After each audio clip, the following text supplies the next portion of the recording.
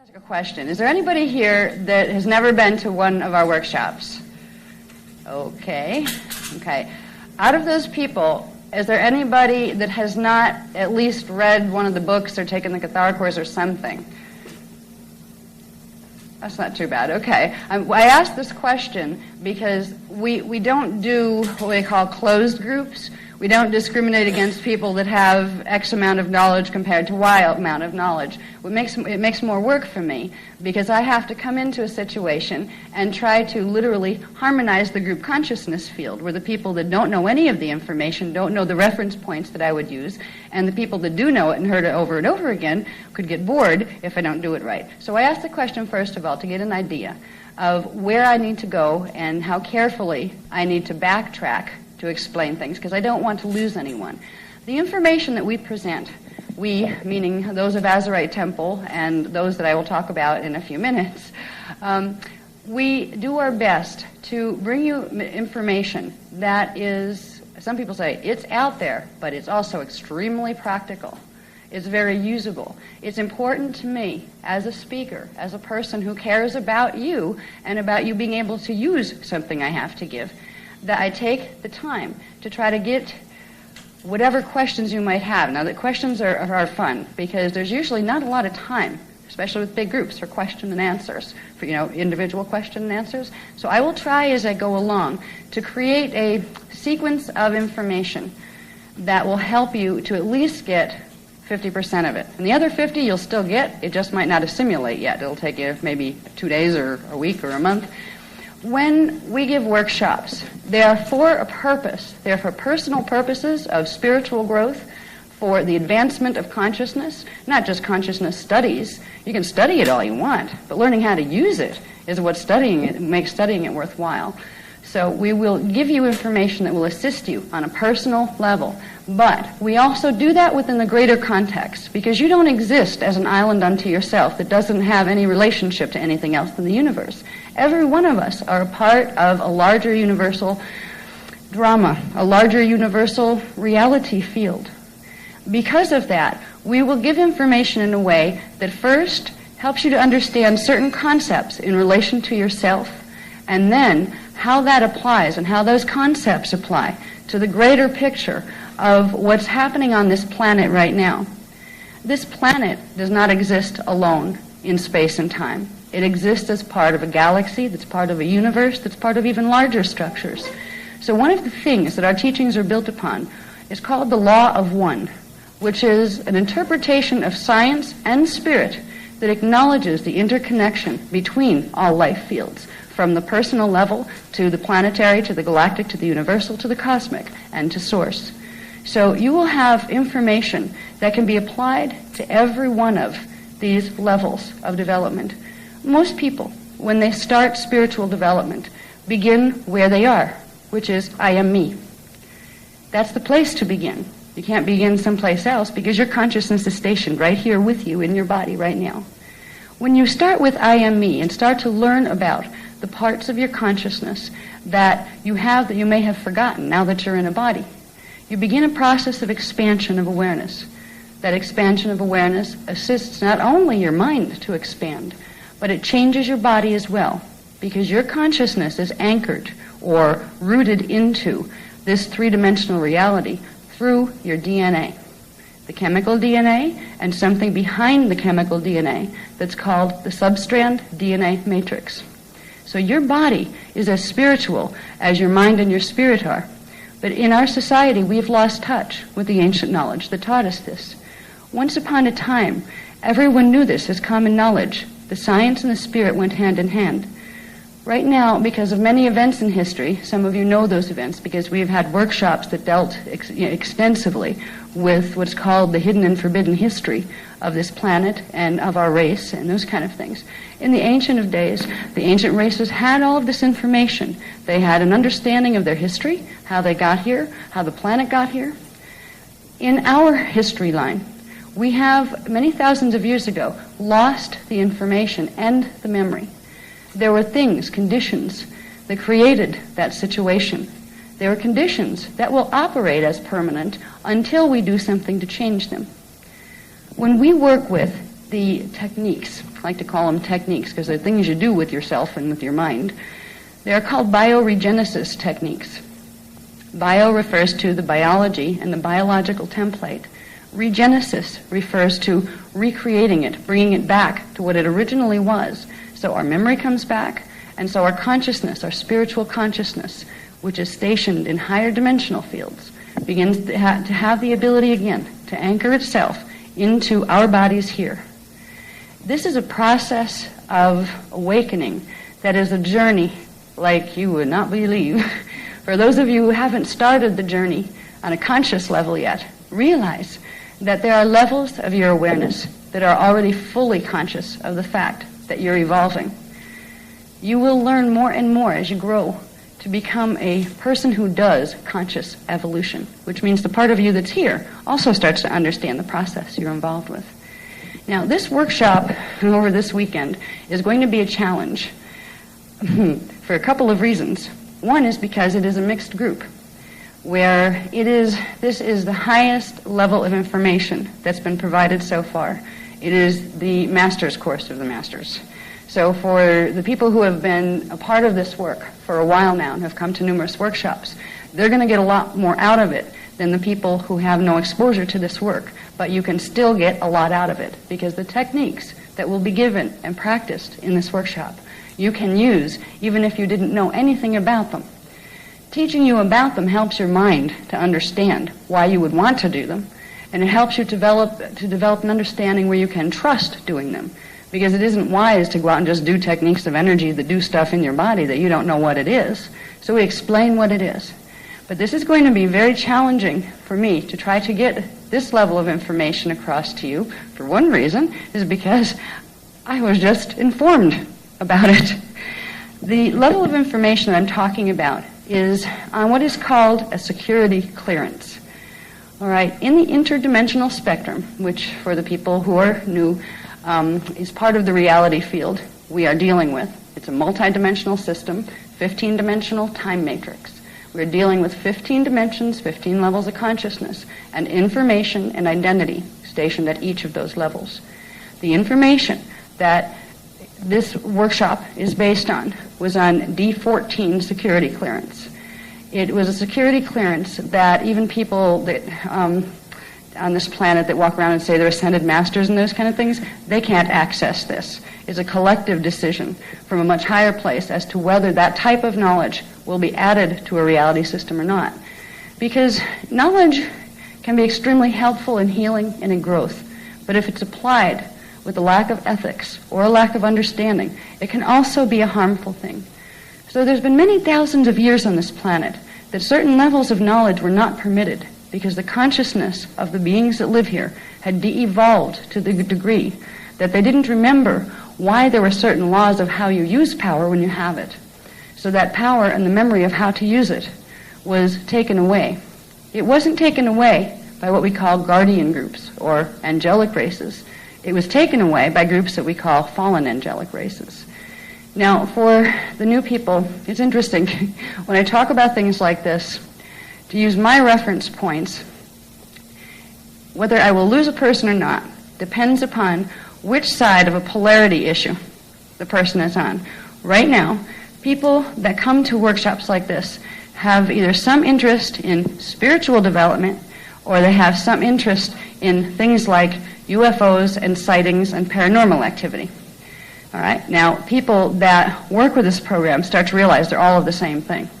So if you're a person who's been interested in, say, the UFO movement and following that kind of thing, and you hear me talk about fallen angelics, I can just imagine that your astral body will roll its eyes and say, oh, here we go, another light, light, love, and fluffy-headed person. It's not that kind of information. So I wanted to point this out. So if I use terms ETs, UFOs, that they're not my favorite terms to use because they're misleading. But if I use terms like angels and angelics, that does not mean I am a person that's presenting anything you've ever heard before in very many thousands of years on what angels and angelics are, or fallen angelics. So the people that are new, I would ask you to suspend judgment on the terminology that's used for a while and try to get more interested in the concepts that are being moved around And later, if you're interested in exploring it, you'll find out why certain words are used to describe certain things. ETs and angelics can be considered the same thing, but ET is a misleading concept because it makes you think of other beings that are in physical systems that use mechanical spaceships to get here. And that completely does not touch upon the reality of beings who are not made out of a matter density level like we are, and the fact that they have the ability to do intertime travel and interspace travel without the use of vehicles. So we are talking about ET issues, we are talking about angelic issues, but more than anything, we're talking about spirituality and manifestation, and what it means to be in a manifest world. The information that we have had, now this information started to be given for public release in 1998, and it was ready for publication in May of 1999. That is when we did a simultaneous publication of 2 books called Voyagers, The Sleeping Abductees, which was Voyagers 1, and Voyagers 2, The Secrets of Amente. The Secrets of Amente book started to explain some of the lost history of this race. It started to explain about the realities of interdimensional mechanics, and it started to explain about something called the Halls of Amente Stargates. The word Amente is an ancient word that goes back to another place that's not on this planet. The Halls of Amente are a series of stargates that exist in this planet, and they have for many millions of years. The stargates of this planet are a hidden reality. Our scientists, because they do not have interdimensional transparticle science available to them right now, do not realize that stargates exist. But many of them doing quantum mechanics theorize that is definitely possible, but they don't have the framework to justify in mathematical formula how exactly something like that might occur. And therefore, if science investigates the concept of stargates, they are doing so blind. They are doing so without an understanding of the templates, which are the blueprints for such things, how they might work. Fortunately, there are beings in this huge, massive universe of ours that never lost touch with the information. There is a way that things work. There is a format, and there is a structure and a blueprint for how reality systems are built, for how stargates work in planetary systems, for how consciousness and the beings on a planet have a relationship to the stargates. For many thousands of years, the information on the halls of Amente stargates was common knowledge among human races, ancient human races, the memory of who has been intentionally buried. The relics or evidence, physical evidence, has been taken on purpose by other beings that have visited here. We have much to learn about ourselves, and that learning can begin if we start to learn a little bit about our planet.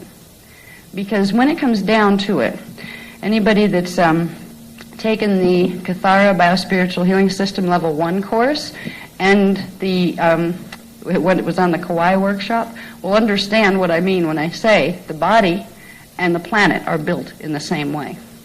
They have a different outside form, but their core template is structured exactly the same way. The galactic template is structured the exact same way. The template I'm talking about it can be called several different things. It can be called the divine blueprint.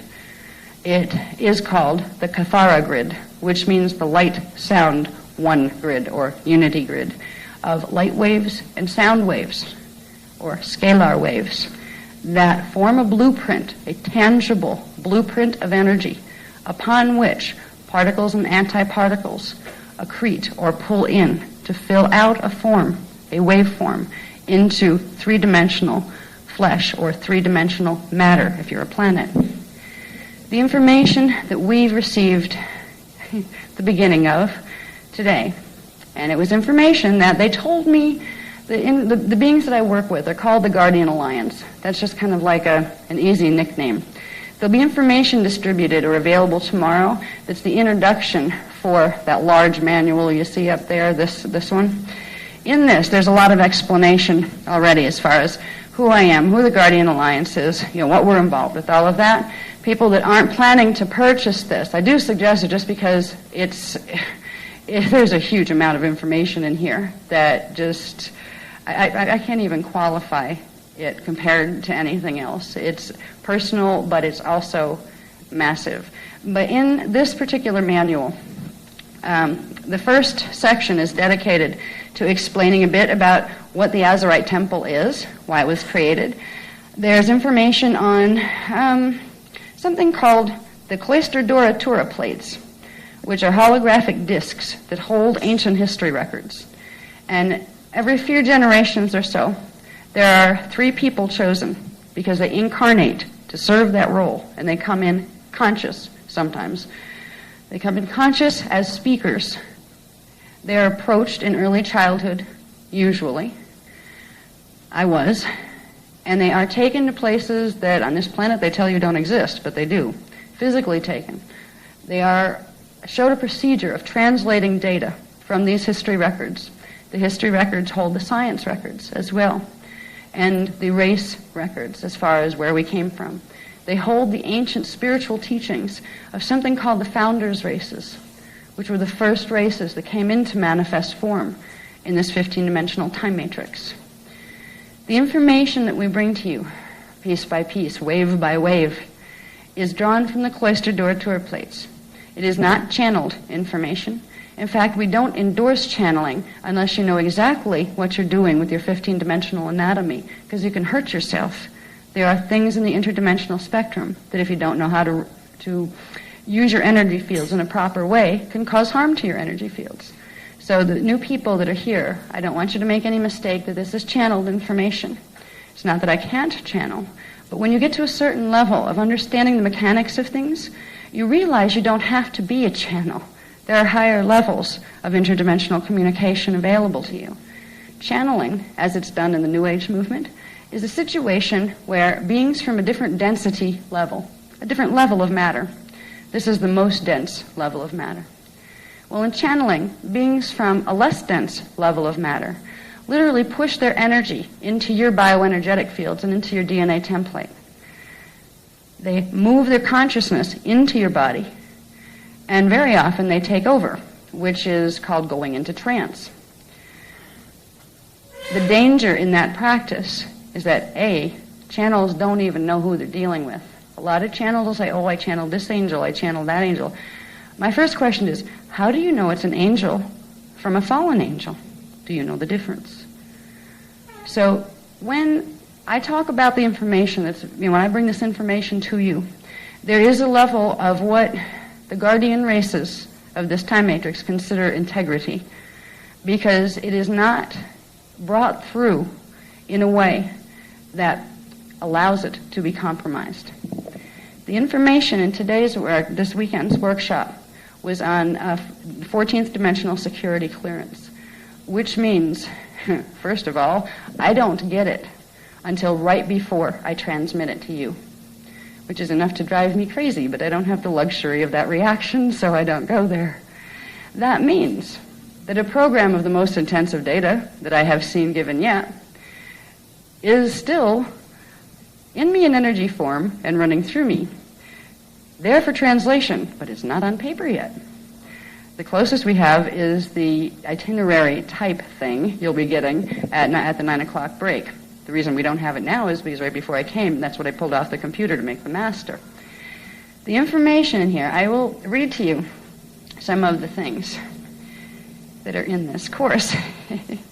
And it's like, this is ancient history that I do have the memory of, but to bring this level of detail into this space-time frame is not an easy thing to do.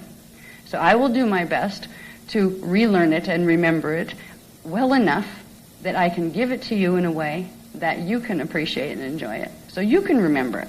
Because in truth, the information, even some of the most highest level information, doesn't belong to me. It doesn't just belong to the guardian races. It belongs to every being that's manifest in this time matrix.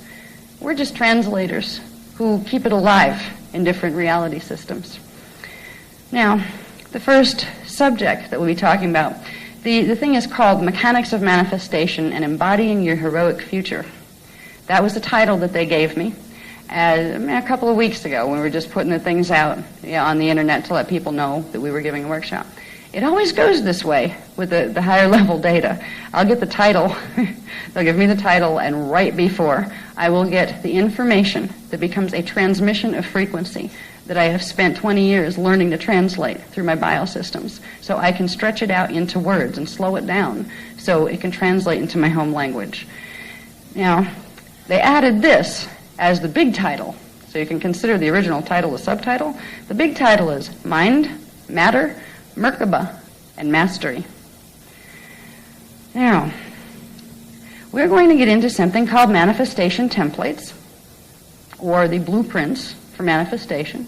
The people who have been with this work for a while, that's not a new concept. I'm going to have fun trying to help the people who have not been a part of the workshops coming to get to a point where you can understand that easily. There is also a track record of work behind us that's been given since 99. All of the work, literally, that's in writing has been done since 99. And I tell you, I could use clones to bring it down.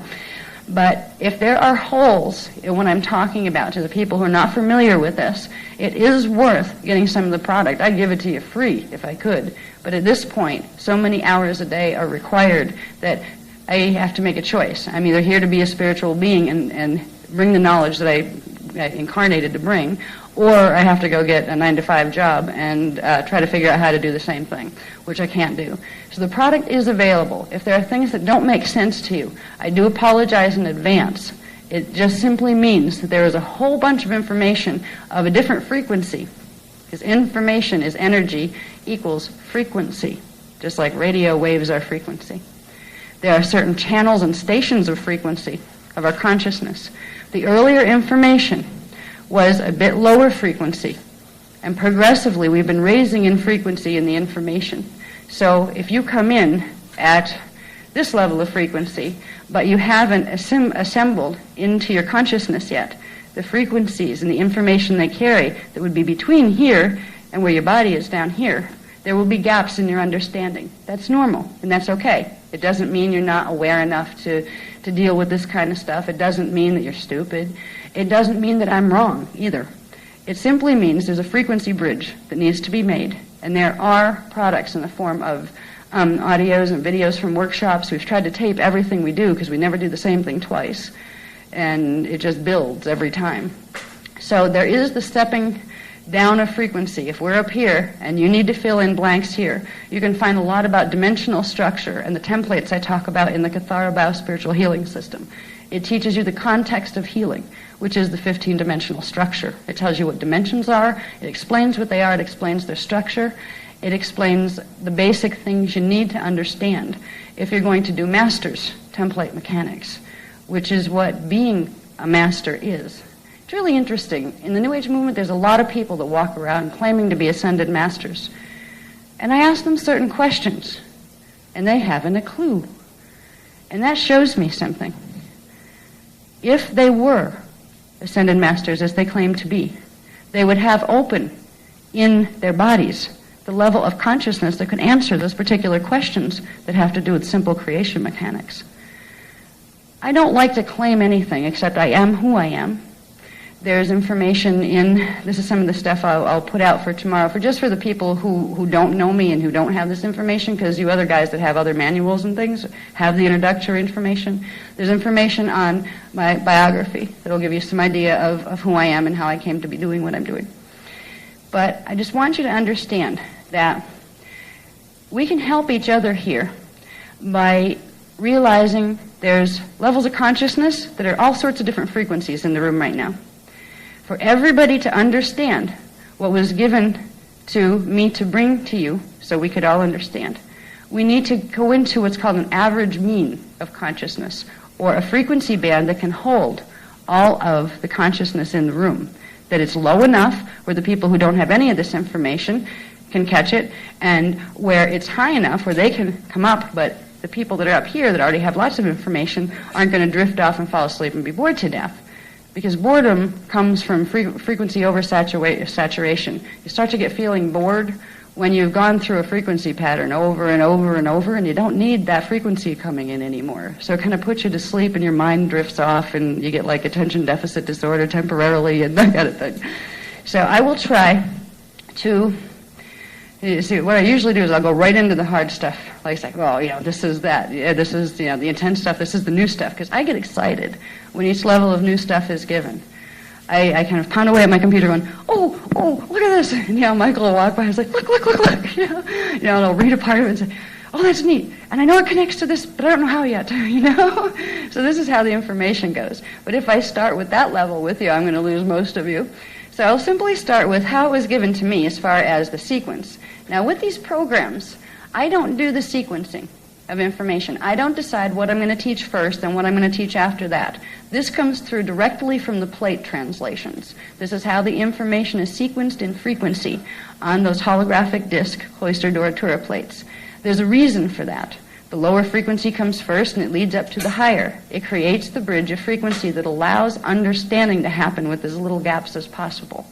So the order that this information is given in is provided for me from the plates. And I try to stick to it, but sometimes I'll get a little urge from interdimensional communication, not channeling. All right? I'll get a little urge to add a little frequency here or add a little there, because that helps to compensate for if there's anybody in the group that's kind of going over here with their frequency because they lost that trail of frequency. We try to bring them back around so the understanding can still take place. Now, I used to be very self-conscious about one thing when I was doing public presentation. First of all, I hated public presentation. I was always very shy and liked to be invisible, and this job doesn't allow me to do that.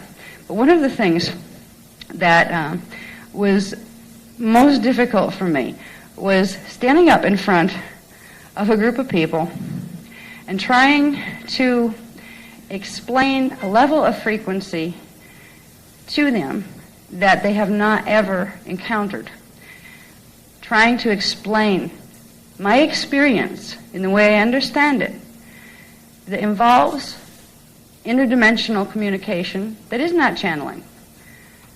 Telepathic communication is different than channeling. So you will see, because I just let myself be who I am these days, and I don't kind of get embarrassed when new information comes in while I'm standing here talking to you. But there will be some times when the people that I work with, that I'll explain a little bit about, but I don't want to bore the people who already know that, so that information isn't writing, they will literally send thought forms to me that come out as telepathic communication, where I can hear them. That in that way, it will allow me to be more responsive to the group, in the best way that I can. So at times, you may see me do little things like, okay. And once in a while, you'll find I'll be on a roll and saying something, and then all of a sudden it'd be like getting tapped on the head. Wait a minute. Shift frequency. Okay? It would be better at this frequency. And then literally, my thought train will go in a different line, but I'll say, they did it again. So if you see these things happen with me, I'm not a nut, I'm not a flake, and I'm not a channel, but I am responsive to the moment, because that allows me to be the best transmitter of information that I can be. As a speaker, as a teacher, that's what it's my job to do, just transmit information to you in the best way I know how. Now, when we get into our itinerary for this presentation, we will begin tomorrow with the heavy stuff, which means I'm going to be up all night trying to put as much of it on paper as I can get, because right now, when it's on security clearance and it's given to me on the spot where I don't have any paperwork myself walking into it, I will do my best to stay up all night, and I've done this before. I've done numerous workshops, literally no sleep, because I know how important the paperwork can be in helping you to remember. You might get it once you're here in this frequency, but once you leave and go back to a different frequency that you're more used to, you start losing pieces of it, because the group helps to sustain the awareness in each individual. So I will do my best to put as much of this information into what I call a chart pack, which are small packages usually filled with diagrams, and those diagrams take hours. I will have something for you on paper. I'm not sure exactly how much of it. If nothing else, at least the techniques will be written down on paper, because there are several techniques that are going to be given. Some of them will be given Sunday, some will be given tomorrow. That they ran them through me really fast once as I was sitting at the computer trying to proof this to get it out of the printer for the master. I wouldn't even remember it. If it's here, do this, do this, do this, and then you like walk out the door, what did I just do? You will have the technique. The techniques, there are several on paper, but I will also try to give you other pertinent information. Now, if you really want to understand the context that this takes place within, and if you want to be able to have a whole bunch of other techniques that will facilitate your use of the master's level techniques that are being given now, the new manual, what do I do with it here? The new manual is, this thing contains some amazing things. It's called the Emerald Covenant Masters Templar Stewardship Initiative. All right, it's the Secrets of the Amenti Stargates and the Grail Quest Signet Roundtables. This tells you about your body structure, about your subtle body structure, about dimensional structure, and it also tells you about all the forbidden hidden history, and it tells you about grid mechanics and something called the Rainbow Roundtables, which is a program of science and spirit united that the ancients practiced when they were guardians of the planetary energy systems and the stargates. We're being given this information because we are being prepared. Our race is being prepared to resume what was once our position. We were the guardians and the security team for the Halls of Amenti Stargates. The Halls of Amenti Stargates have not been opened in over 200,000 years. They only open during a period of time called a stellar activations cycle. We have started, as of January 2000, a stellar activation cycle. The Halls of Amenti Stargates are opening. Now, this book would not have been given until about 2008 if things were going according to original plans in the higher dimensions. The book is being given now, and the crash course and information is being given now, because there are certain events that were listed in the book, Voyagers Volume 2, Secrets of Amenti. It was called the Amenti Ascension Schedule, which was talking about when particular things would happen in relation to the opening of the Halls of Amenti Stargates. They were not intended to open till 2012, and then in 2017, there was supposed to be an event called a 3-day particle conversion period. This planet has not had one of those in over 200,000 years. They can be smooth or they can be messy. It depends on how the planetary energy systems are working. There are certain events that have been taking place in the political arena since what we call the Atlantean period of 50,000 BC and forward to this time that are still ongoing events that were scheduled to come to a head during the stellar activation cycle that was scheduled for the year 2000 to 2017. Because of the events that involve an occurrence in history that's known as the Atlantean Conspiracy that is still ongoing, that was projected into the future here to reach its fulfillment here. Because of this, now this history is in that book, okay, in the large manual. There are things taking place here, that the events that were supposed to take place between 2012 and 2017, and this is new stuff for the guys who have been through this before too, this is just in, has been accelerated. Somewhere between 2003 and 2006, the Halls of Amenti are opening, which was news to me. I was waiting for 2012, and see, what will happen is there are a group of people on the planet called indigo children. Indigo children are called indigo because they have the 6th strand template of their DNA activated kind of like on idle, waiting to bring that consciousness and that energy in. They're born with that. They came here as a large soul group that were incarnations of the founders' races. And they go to sleep when they come into incarnation, just like anybody else does. Most of the people that come to these workshops, some of them are completely all, were indigo children, because it's put out on a minimum of D6 frequency transmission, which hits the 6th strand, which gives you, maybe I'll go check that out feeling. All right. The indigo children were supposed to go through a stage of awakening every couple of years. Certain amounts of their consciousness would get back, get into body, and they'd know a little more about what they were here for and what they're here to do and what their life purpose was. And they were supposed to have it kind of like a nice stretch and growing and waking up between the years 2000 and 2012. Well, because what's happening in 2012 is now due at the latest 2006, most likely and more likely in 2003. is the rush job wake-up call. It's like the difference between the sun coming gently in your window in the morning and touching you as you lay there sleeping in bed, and you feel the warmth, and you kind of open your eyes and stretch, rub your eyes a little, nice stretch out of bed, you know. That would have been the 2012 awakening procedure. This is more like somebody comes into your room and flips the mattress over. Get up! The reason, now even for me, this is like, it's like trying to jog to keep up with yourself. This information is moving so fast. Now, for me to bring information through, my DNA template has to activate fast enough to keep up with the frequencies of the information. My body has been going through, like, I'm surprised I still look like a human. I'm just morphing all over the place inside.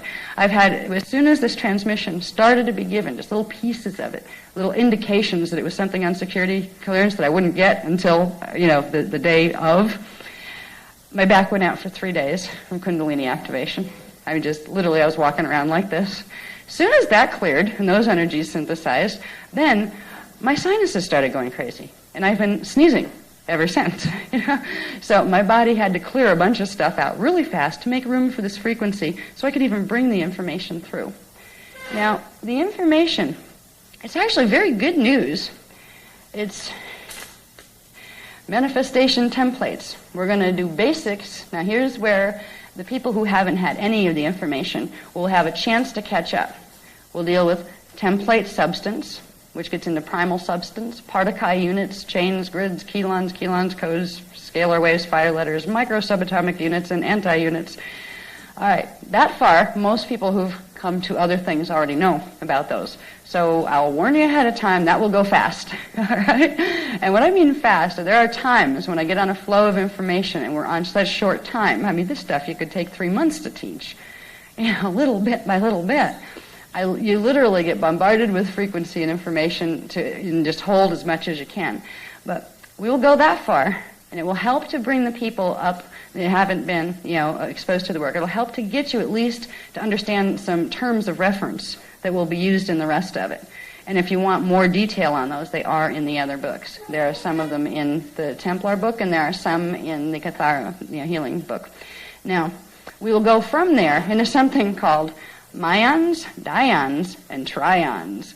New words!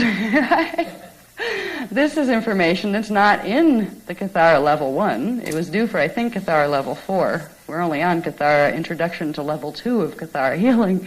So these are some interesting new things that if we're going to learn about manifestation templates, and we're ultimately going to learn about what the heck are thoughts and what are we doing with them or what are they doing to us, and how do we get control of our manifestation here to fulfill the original purpose that we came here to fulfill. How do we become our heroic selves, the best selves that we can be? And the best self you can be will be the most joyful. You will have the most expansive, full experience that you chose for yourself before you came into incarnation. So it's very personal, but it also has to do with how do individuals use their inherent power to be able to assist this planet through the opening of the halls of Amenti stargates, so this planet keeps its energetic integrity. And how do the indigo children fill the big secret that their mission was about that has only been recently revealed? The big secret was the indigo children incarnated here because it was known that stellar activation would happen, and every time a stellar activation cycle happens, it ends in a 3-day particle conversion period, which is very intense information. Some of it's contained in Voyager's Volume 2, Secrets of Amenti. However, it is a period of time that people or beings that cannot go into a state that is known as Merkaba will leave the planet rapidly because their atomic structure will not be able to handle the frequencies that are coming in through the opening of the stargates. Indigos came here to provide what is called a host matrix field for the people on this planet who do not have that level of DNA strand activation, so their particles can't hold those frequencies. The indigos on the planet, when they wake up, create an energy field that helps to hold what's called a planetary Merkaba stable. They also help with, during that 3-day particle conversion period, If things go well and something doesn't happen, that's usually catastrophic if it does, but we're not looking at that one, they assist in what are called temporary evacuations. It's been a long time since an evacuation took place on this planet. The evacuations have taken place repeatedly during every stellar activation cycle, only for 3 days. Where do you go when you get evacuated? Mars? No, you don't go to Mars. You go to inner Earth, which the people who know this work understand a little bit about what inner Earth is. They also understand what parallel Earth is. This all gets down to the physics of particles, antiparticles, and antiparticles, and different angular rotation of particle spin, or the spin rate and the angle the particles that our atoms are made out of spin at. When we use Merkaba, which we'll talk about and learn more about over this weekend, we have the ability to control the activation of our DNA template, and we have the ability to alter and affect the angular rotation of particle spin, which means the electrons and protons inside of our atoms can shift in their electrical polarity from negative to positive or positive to negative polarity, which will allow the atoms to behave differently. It will allow them tolerance to what would be considered high levels of radiation coming from the stargates. You will only get burnt by radiation if you have a certain angular rotation of particle spin compared to the angle of particle spin in those waveforms. The indigos are the team that will assist other races who've been involved here for thousands of years. Once in a while they come and let themselves be known. They're to help get people in, if necessary. If they cannot, as a collective of indigos, hold enough frequency to keep a planetary Merkaba host matrix stable, then there will be evacuations to inner Earth that will take place through the halls of Amente and the related portal systems. This is a lot of information, and you're getting hit with really high-level stuff for the people who've just come in. And it could seem like, wow, I just entered a science fiction novel. I feel like that sometimes, and I've seen a lot. I've been taken to the halls of Amente, I've been to inner Earth, and I've been to what's called Terra in Density 2. I've been there physically. I didn't do it on my own. I had a lot of help. I was shown those things and taken to those places. So I would have, to my credit as a speaker, not just, well, somebody told me about this, and they said it's real. I know these things are real. I know that if things go well, people can be taken through. I have had other lifetimes where I worked with a team of indigos, and we assisted groups of people to go into inner Earth so they could go into the halls of Amente stargates, so they could do what is called ascend, which means shift out of gross matter density by integrating their spiritual consciousness from the higher dimensional fields, transmuting the body to the next dense state of matter, the less dense state. That's how you progressively work yourself out of manifestation and get mastery over the manifest experience. Then you can come and go as you want to once you have mastery over it. So we're on a very interesting mission. It could be overwhelming. I could be overwhelmed with it. I could choose that. It wouldn't do me any good if I did, and it certainly wouldn't do you any good if I did. So I want to point out that when you're exposed to information that your mental body or your linear thought patterns here, because where they hold your beliefs and your ideas and those kind of things that you got used to having because people told you that's how it was here, so you accepted it. There are things that may just make your mental body scream and go, what? That can't be real. And if the mental body doesn't, the little bit lower frequency emotional body might do it for you. Okay, my mind can deal with this. I can see the concepts. I can read all this. Yes, it explains it very intensely. Yes, it makes more sense than the scientists and the priests. Okay, makes sense. And the emotional body goes, I don't want to be here. I'm scared. Then the other part of the emotional body, it's a little bit higher frequency than that part, goes, oh, I remember something. There's a part of me that remembers this. We get to go home, So there are reactions that happen to this information that it will be different for everyone. You might not have any reaction at first. Just, that's interesting. It may take you 6 months to integrate it. But at the rate we're going and the rate the frequencies are coming into the planet right now, the more frequency that comes into this planet, it will hit what's called your DNA substrand template. It triggers into activation your substrand template, which triggers into activation manufacture of different and new chemical compounds in the DNA chains. It brings more of you to life, whether you want to or not. So I have faith in the people of this planet and in the process, because this is a divine process. We'll awaken, and we can either help ourselves in the process by saying, okay, I'll roll with it. If you get hit a space where I'm clueless, can't deal with it yet, just know there is a place, a part of you, stationed in time ahead of you, which is in frequency ahead of you, that already gets it. So if you realize that now, you help to bring that part of you into integration with this part of you, so you help yourself to understand. It's part of achieving mastery. Now, the reason that the guardians get into explaining to you and to me things that personally, I was an artist, before I was activated to do this. I liked to paint pictures. I did not want to grow up to be a physicist. But at this point, I can have pretty intense debates with some physicists. The information is divine physics that is provided so we can understand not just the conceptual spiritual translation of God and angels and our higher identities and integrating ourselves and all that lovely stuff that's much easier to digest. There's also a scientific translation of what energy and consciousness units are doing to achieve those spiritually desired outcomes. So we're taught some basic physics of things that the physicists here haven't even found yet. When we get into myons, dions, and trions, we're going to get into the things that begin the process of formation of subatomic particles of positively charged, negatively charged, and zero charge or neutral subatomic particles. They group together in different ways to form what our scientists call matter, atoms. We're not going to go too heavy into it, just enough so we can understand a basic process where there is a process of going from what is called primal substance. Now, the people who have followed the work a bit know when I talk about primal substance, I'm talking about the first building blocks of anything manifest, which are units of consciousness called partikai, particay, and particum.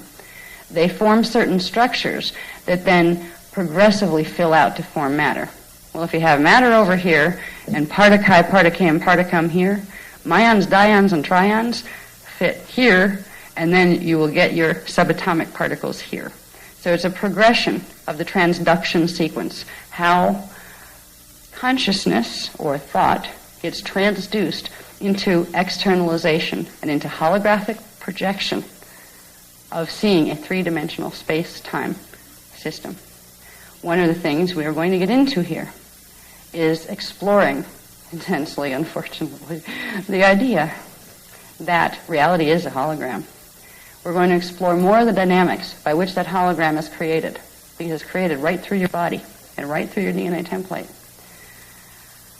We're going to, after we get through myons, dions, and trions, and subatomic matter, particles, antiparticles, protons, electrons, neutrons, the chemical clothing of matter, once we get past how thought becomes waveform, becomes chemical clothing, becomes atoms and molecules and matter forms, we're going to go into template structure, which gets into a real quick recap on primal order, dimensions, and primal fields, the primal sound fields that have to do with myons, the primal light fields that have to do with dions, and the primal consciousness, which has to do with trions, which are those neutral charged particles, or not quite particles yet, which has to do with source and what is called the still point.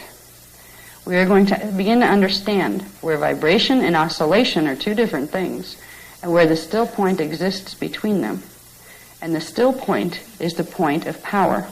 It is also the point of your present moment focus of attention, but not this part of you, the part of you that's there when you close your eyes, that internal consciousness, that if your vision was shut off and you didn't see the hologram here, there is a stream of consciousness that is you, that's using this energy pattern that through the dynamics of creation appears as if it's objectified or external, that has to do with the relationship between myons, dions, and trions. But there is the stream of consciousness that is your consciousness, your eternal self. And it's from the still point where that consciousness intersects with the energy patterns that form the body and project the hologram that you have the power to change the template that your hologram is manifesting on. We're going to learn a bit more. We've explored some of these as we're working with DNA activations and regenesis. We are changing the templates back to their original divine blueprint, which is the pre-matter, 12th dimensional blueprint that holds our original intention and the original form of our template. But we're going to go beyond just doing the DNA activation thing. We're going to start to understand that we can use our understanding of the DNA template and the new understanding of what the heck is thought, anyway, once we start to understand what the heck thought is and how it interrelates with the DNA template, we will begin to be able to speak the language of the DNA template in a way that we can do something called thought seeding or DNA embedding, which means we can very specifically place specifically organized thought forms that we would like to see manifest. And believe me, I'll tell you to start. I want to win the lottery is one of the hardest ones to make manifest. Just so you know. You know? Now, the next hardest one is, I want to make money. That's hard too. There's a trick that's in there that has to do with using words and concepts in a certain way that you're actually telling yourself, I have not this. So you are therefore manifesting the condition that you have not this. You know? And you can want money for the rest of your existence, but as long as you have not this, you will have not that. You know?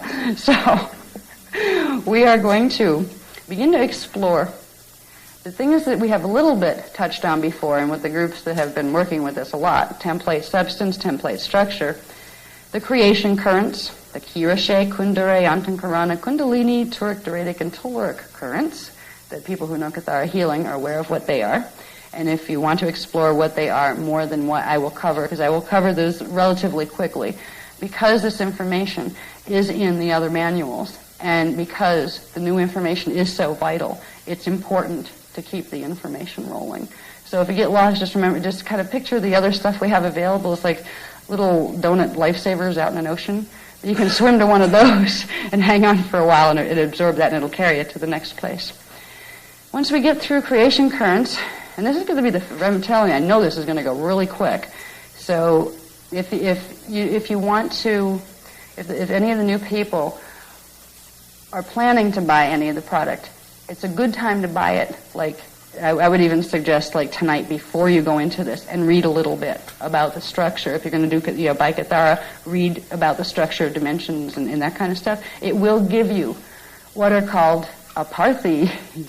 Aparthi are frequencies in your DNA template and your body template that correspond to certain levels of planetary, galactic, universal, and cosmic information. They're just frequency receivers that will allow some of the things that we're going to talk about to plug in more easily. I'm not saying you have to purchase those. There's never an obligation to do that. In fact, whenever I can, I try to give them out free. But the two manuals together are over 500 pages, and it costs a lot to print them. So we will go into, past the creation currents, into density levels, which we've talked about before, and the information's in those books. We know the states of matter, the people who have followed this course, and you will, if you read some of those books, you will have the states of matter. But what we don't know are words called thermoplasm, hydroplasm, siloplasm, celoplasm, and plasm. What are these things? They have to do with the density levels of matter. There are 5 density levels of matter.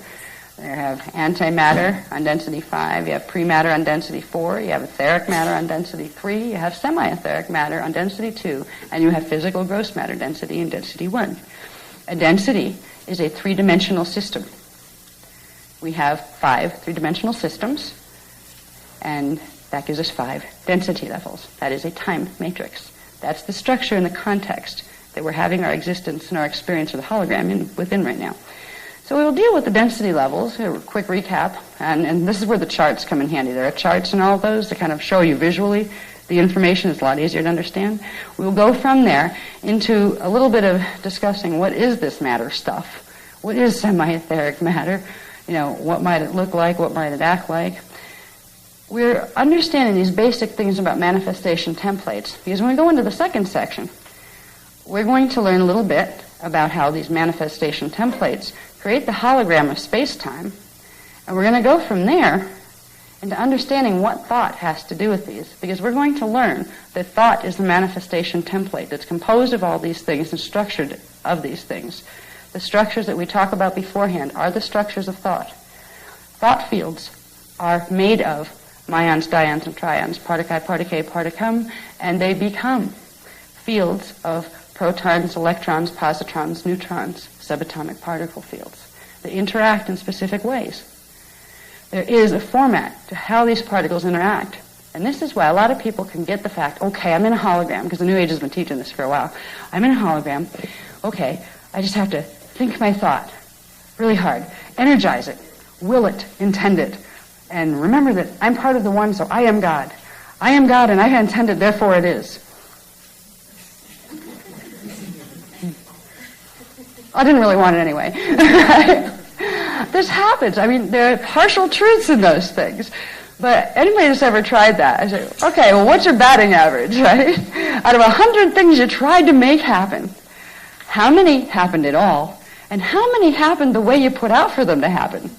When you get to that second one, it's really bizarre, because other levels of your own consciousness reorganize them so they come out different, but usually better than what you had intended in the first place. But there are reasons why, when we try thought manifestation from the 3D mind alone, it's hit or miss. If you happen to create an alignment with your higher levels of self, and you happen to create an alignment between your particles and their angular rotation of particle spin, then you will create a thought field that does indeed jump out from you, and in about 3 days' time start to become manifest. It's usually hit or miss. It's usually, it feels like, well, I'm the creator, I'm the manifester, they keep telling me this. And then the other part of you goes, why the heck can't I manifest anything? Why can't I do this? Why can't I master my body? If we're manifestors, we should all be able to walk around in the most beautiful body we ever decided we wanted. We should be able to even switch gender, I would think, if it's just a thought form and we can shift it and fix it. Yeah, right? You cut your toe and you're lucky if you're, using those types of thought manifestation things, if you can stop it from bleeding. There's a lot of things about thought manifestation that require a knowledge of divine physics. Not a heavy knowledge, just enough knowledge to understand what to do with the energy that is your consciousness when it's focused in a body. So we're going to get into some of those things. But before we do, we're going to talk about consciousness, the manifestation templates, and the hologram of space-time. We're going to talk about creation motive, which is the one consciousness. We're going to talk about the idea that's more than an idea. It's a manifest reality idea.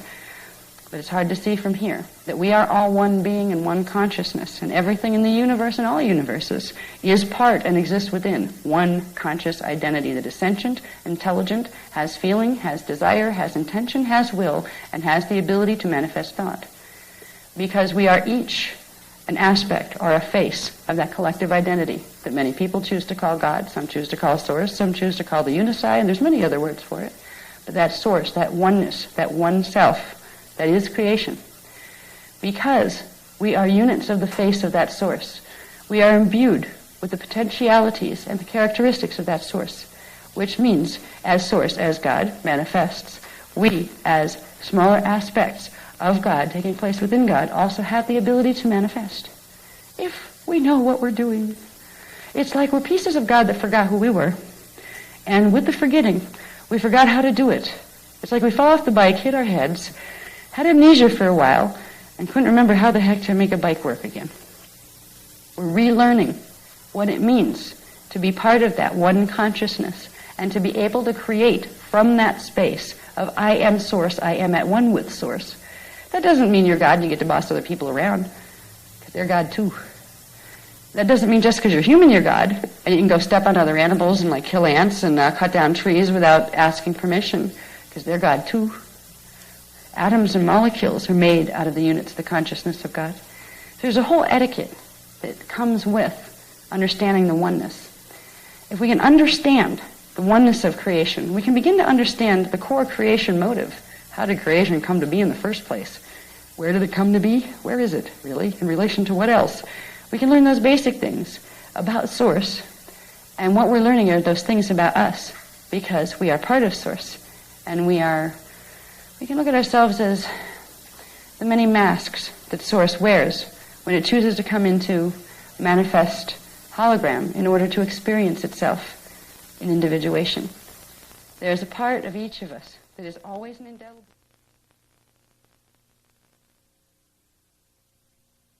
life and my conditions. That's a big excitement. The emotional body wants to stand up and cheer because it's been centuries since anybody's told us this, reminded us. So then you start to play with the manifestation principles, and you get really downtrodden after a while because you try, and you really believe and you gave your whole self to it, and usually to whatever group or guru or whatever told you could do this. Especially if you surrender your power, that's where you will not manifest with your desire. But then you get frustrated because you know that you wanted this to happen, but you got that instead. Or maybe nothing happened at all. Or maybe something absolutely horrible happened. There's a place of our own awareness that's in the higher dimensional fields. There is a still point in our consciousness that is the point that is always connected to Source, that knows the best way to organize a desire into an intention, into a pattern that can manifest in a way that brings the experience that we desired when we tried to set a thought form. We're going to learn the beginning of creating thought forms here. Thought forms as tangible structures. We have another program that was one of the first to be given. It was called Tangible Structure of the Soul. I think that's over there. If not, we do have it. It's an audio program that, excuse me, here's my nose again. It's an audio program that showed us the basic dimensional structure and began to show us where the different levels of our identity were, where our soul is, where our oversoul is, where our avatar level of consciousness is, our Christos self, where our Rishi level of self is, higher than that, more expanded than that, and where our own ascended master level of self is, and where our point of connection is to Source. So tangible structure taught us that. We learned the basic tangibility of the parts of ourselves that we can't right now see. What we're going to start doing in this workshop is learning about the tangibility of thought. And when we start to realize that every time we think a thought, we have created a form in crystalline structure. It's going to do something. Just like we were forms created first in templates or crystalline scalar wave structure by thought forms sent out by Source from that point of oneness.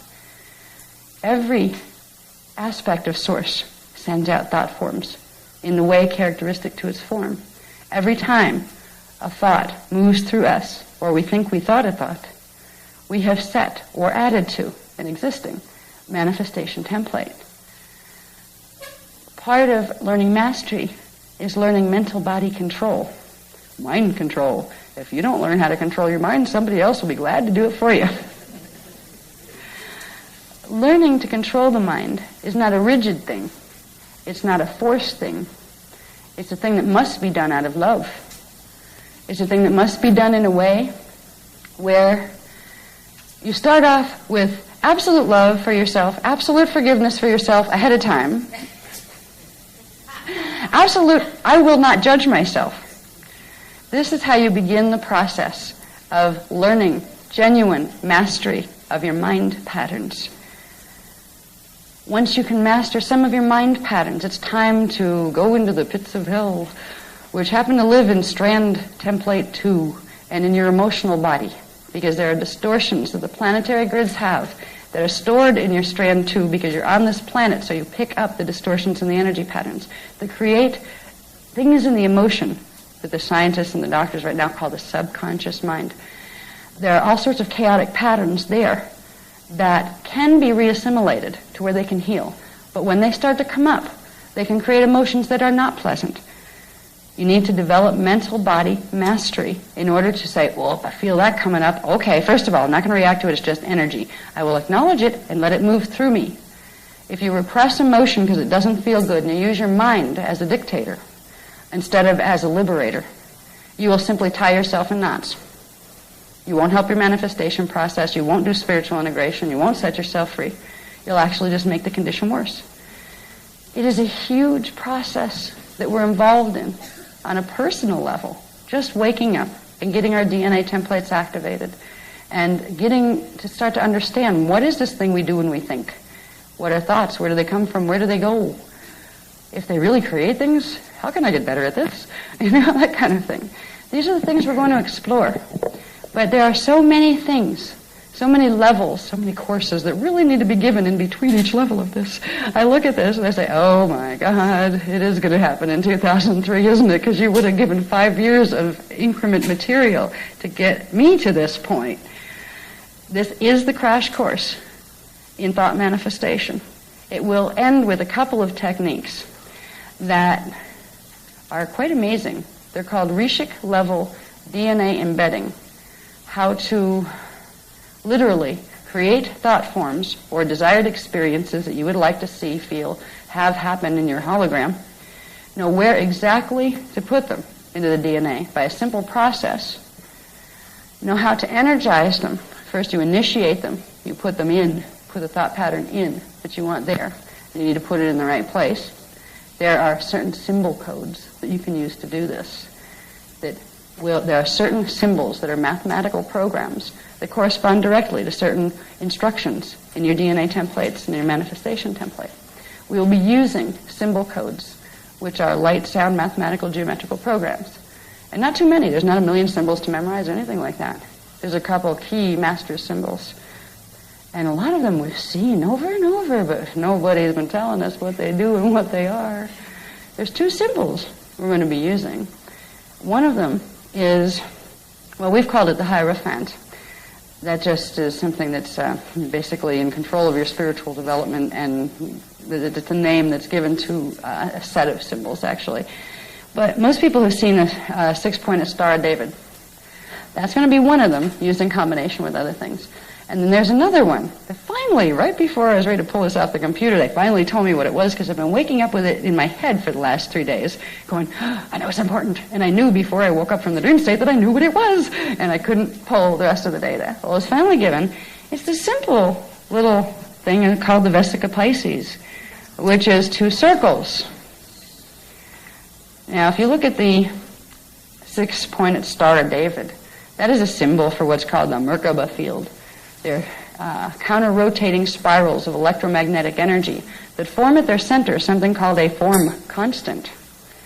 There are sets of Merkaba fields that literally hold our consciousness all the way up the dimensional scale. And inside each of them, they create, first of all, a sphere. And those spheres intersect with each other. And this is where Vesica Pisces has to come in.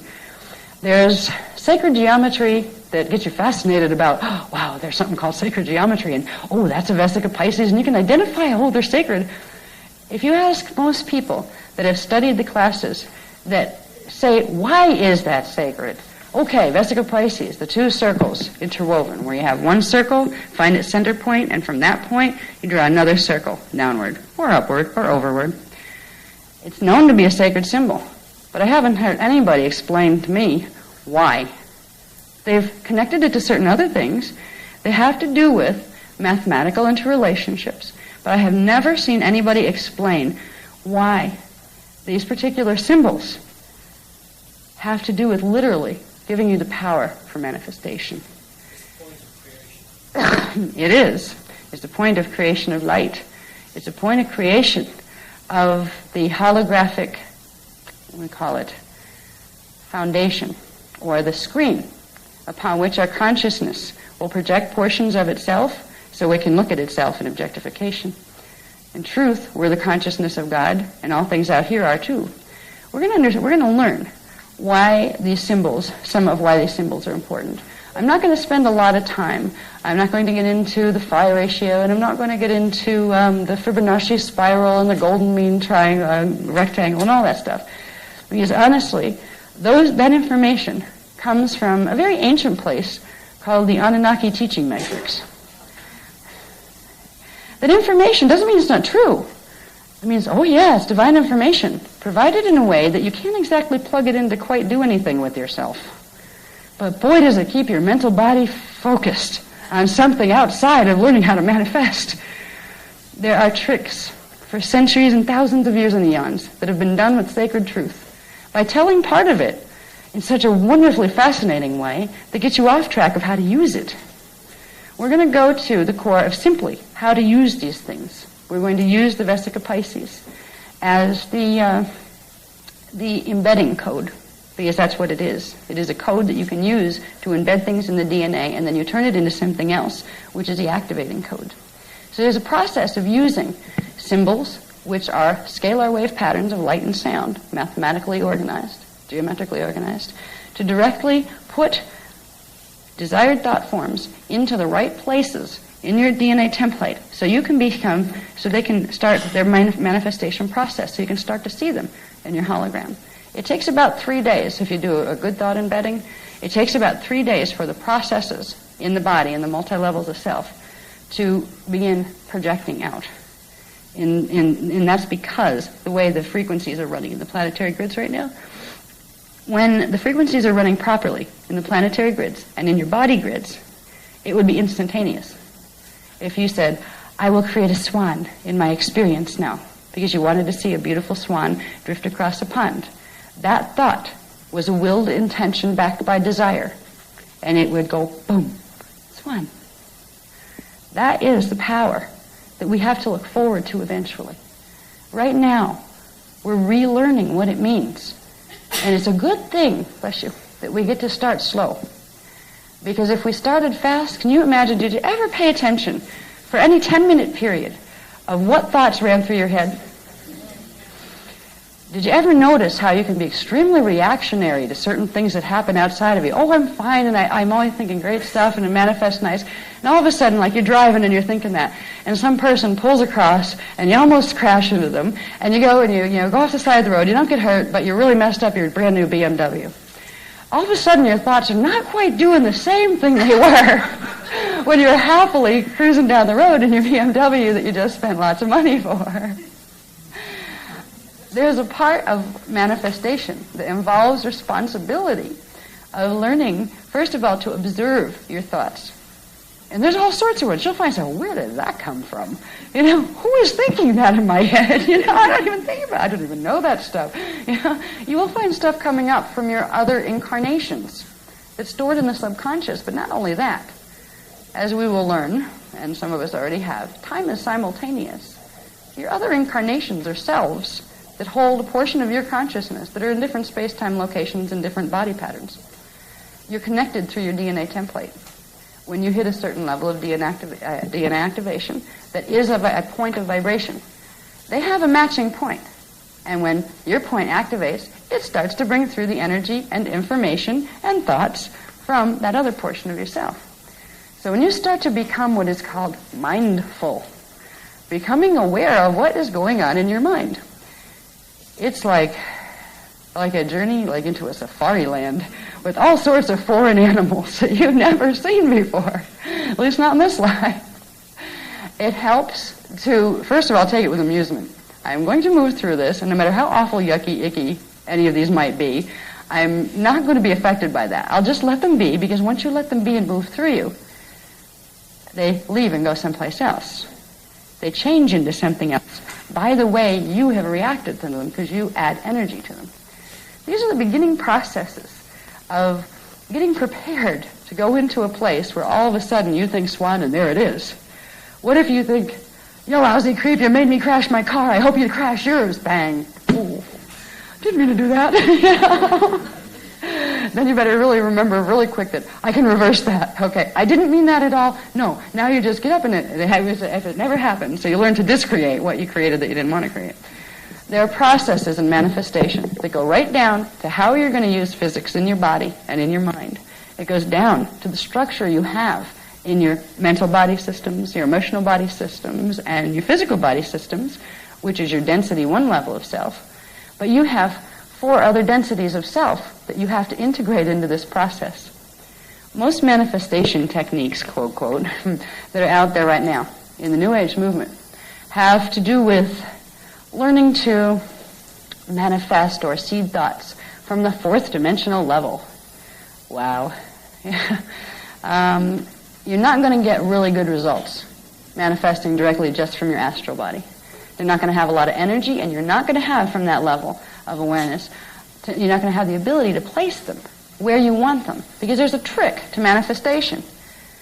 You say, okay, it's all a unified field of energy. Nothing is actually manifest. But boy, does it appear to be when you're here. I mean, you have like a body, and okay, it's a thought form, but if I go cut it with a knife, it bleeds, and if I go like jump off a cliff, it dies. So it seems really, really real while I'm here. This is an illusion, a holographic illusion, but it will be an illusion that binds you, that you will experience the cause and effect of that illusion, so long as you're focused within it. Now, where does that illusion come from? Where are you projecting this from? Is it like under my arm, or is it like below my feet, or is my brain doing it? Who's projecting this stuff?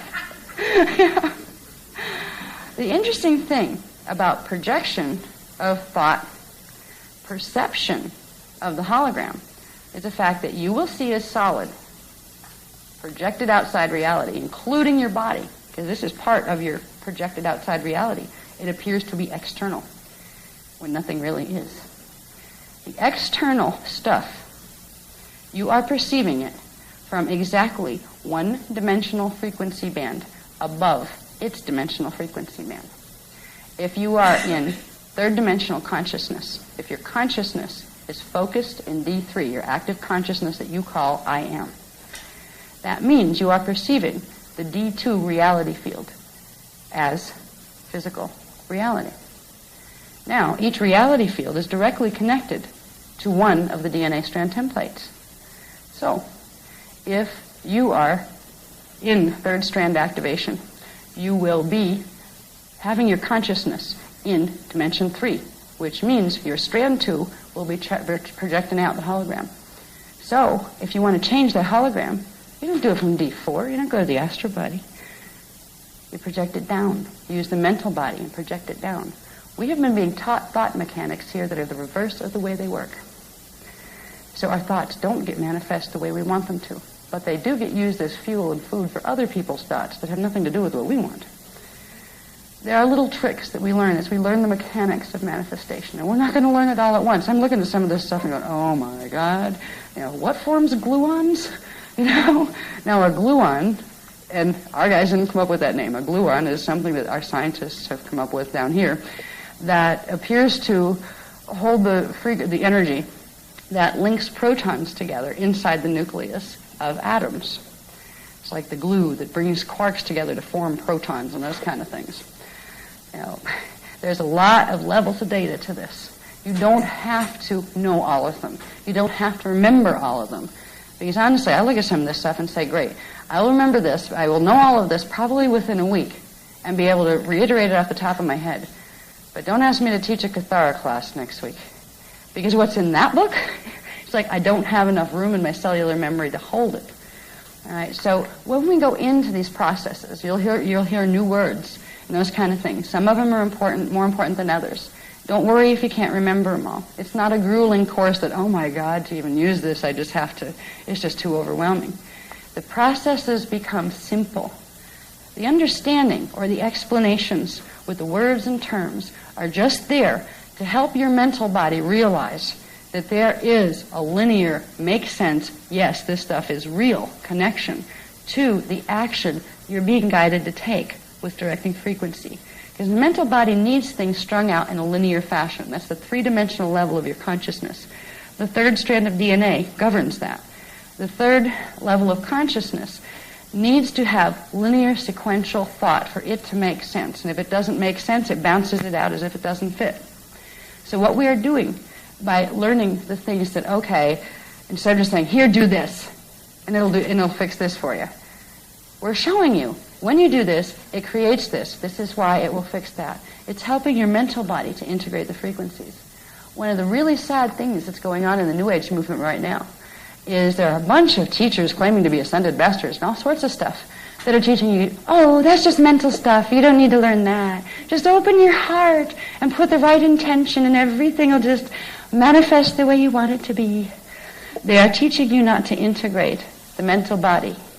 You cannot integrate the emotional body or the physical body. With your spirit bodies, you cannot ascend without integration of the mental body as well. It is a trick that's being done to actually tap energy from people from the astral field, which is the fourth dimensional field, keep them clueless and under this illusion of kind of like denial, happiness kind of thing, ignorance is bliss. And it completely robs them of their ability to use their emotional energy or their strand 2 or their strand 1, which are necessary to bring things into manifestation here. So we will learn a different way of thought manifestation than anything I've seen taught out there so far. Most of the teachers out there aren't bad guys, but they've been talking to channels, and that's the problem. You don't need to be a channel. You need to have contact with interdimensional information, but there are ways to do it safely. The information given here was done safely. Okay, we're getting... Wow, it's already done. Excuse me. You know, okay. There's... It's going to be an interesting weekend. Yeah, I had no idea it was already 9 o'clock. Time does something weird, by the way.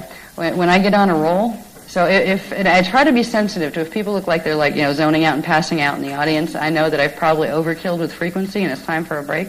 But I tend to just keep going, and when I get down to thought. Did they come back yet, those itinerary thingies? Okay. Okay, we have the itineraries, these things that I'm holding in my hand here. It's a 2-page thing. I call it a sort of itinerary because when I do an itinerary my way, it's very linear and organized, and it has, section 1, this time till that time, then there's break, and then we do section 2. Very organized. I was born with a Virgo imprint, so I'm a perfectionist. I've learned to surrender that when dealing with cosmic information. So these pages are here. You can take one of these. It will give you an idea of some of the, I called it topics and techniques of discovery because I refuse to put the word itinerary on it because an itinerary to me is much more sequentially organized. So I tell you what time you're going to, go through what. This will give you an idea of some of the things we're going to be learning. And in truth, this was the one that was given for day 1. 2 pages worth. We've gone on this one from basic manifestation templates, consciousness manifestation templates, and the hologram of space-time, the tangibility of thoughts. What are thoughts? Where do thoughts come from? Where do thoughts go? That's the easy stuff. What is mind over matter? Then we get into conscious creation, mastering manifestation, introduction to the secrets of Merkaba creation, DNA embedding for manifestation, and embodying your heroic future now, Masters Manifestation Technique 1. We do thought seeding, initiating manifestation, activating manifestation, consummating manifestation, which means consummating it into your hologram, then clearing the holographic template so you can manifest what it is you want to manifest more accurately than what's happening right now, because our DNA has problems, because the planetary grids have problems. Now, the reason this information contains... It was on security release. I just want to say this real quick before I do the break. It was on security release because it gives enough information about the mechanics of manifestation where it gets close enough relationship to explaining templates in conjunction with matter particles that physicists and scientists and all sorts of other people, some from this planet, some not, that if they got a hold of those mechanics, they could do a lot of damage with them. These mechanics are only being released now because there's going to be a lot of damage done if they're not used for the right intention. We're going to be given these mechanics, and as we slowly learn to work with them, we'll be able to teach ourselves as we go home into our own daily lives. If you use them, just the techniques, even if you forget 90% of why you're using the technique, other than that's supposed to help me manifest stuff that I want, right? It will help you to begin to empower yourself with the stuff that means something to you. However, it will give us as a group the ability to make changes in what's called the planetary manifestation template. This gets into information that I think we're going to cover to some degree on day 2, which involves what in Voyager's Volume 2 Secrets of Amente book was called the Amente Ascension Schedule, which has to do with the opening of the halls of Amente stargates and the 3-day particle conversion period. There are certain things the indigos are going to be asked to do to keep the planetary grid stable and to create a protection field for the life forms on this planet for 3-day particle conversion. The name of this new book is called the Emerald Covenant Masters Templar Stewardship Initiative. That is the name they gave. It also could be called the Christos mission, but that's a lot more vague. Now, Stewardship Initiative is for people who want to not only help themselves in healing and getting a grip on their manifestation and getting a grip on their spiritual integration, but who want to help the planet. And it's more than that. During particle conversion, we're going to get visited. In fact, we're going to be the visitors, the way it looks. We're going to explore some things called mirage zones, which are transharmonic time cycles that pop into this reality field, I believe, once every 440 years, and they stay for 110 years, and then they pop out again. They're very good evacuation stations. They're opening in 2002. We're going to learn how magical reality really is. And we're going to, at some point, those of us who want to, and who really have their focus in the right place and their intentions and their motivations in the right place, there will at some point be contact. Not by me, but by a group called the Iani. E-Y-E-Y-A-N-I. The Iani is a word that means of the Yanis. And Yanis is an ancient word that means the ascended masters from the primal sound fields beyond the time matrix. The Iani are in inner earth, which is a reality field that runs at a 45-degree shift in angular rotation of particle spin compared to ours. They have been the ones providing me with the information. They are the ones that I have had contact with since I was 4 years old, and actually since birth. I did conscious fetal integration, and I'm one of them, but they're a lot smarter than I am. They didn't have to deal with the grids on this level to block out all your knowledge. They will be making contact, and so will a group called the Maharaji. They're blue humans. They're blue-skinned. They're from Sirius B. They're one of the Guardian groups, the Guardians of Stargate 6 out of 12. They are the group that the person that was known as Joshua Melchizedek, or a.k.a. Jesus Christ, incarnated out of. He was out of that soul matrix when he came here. So this is what we're being prepared for. I was ready to deal with this in 2012. You know, like, okay, I'll get to the point where I can go out and publicly tell people, well, it looks like we're going to have some really wild stuff to see.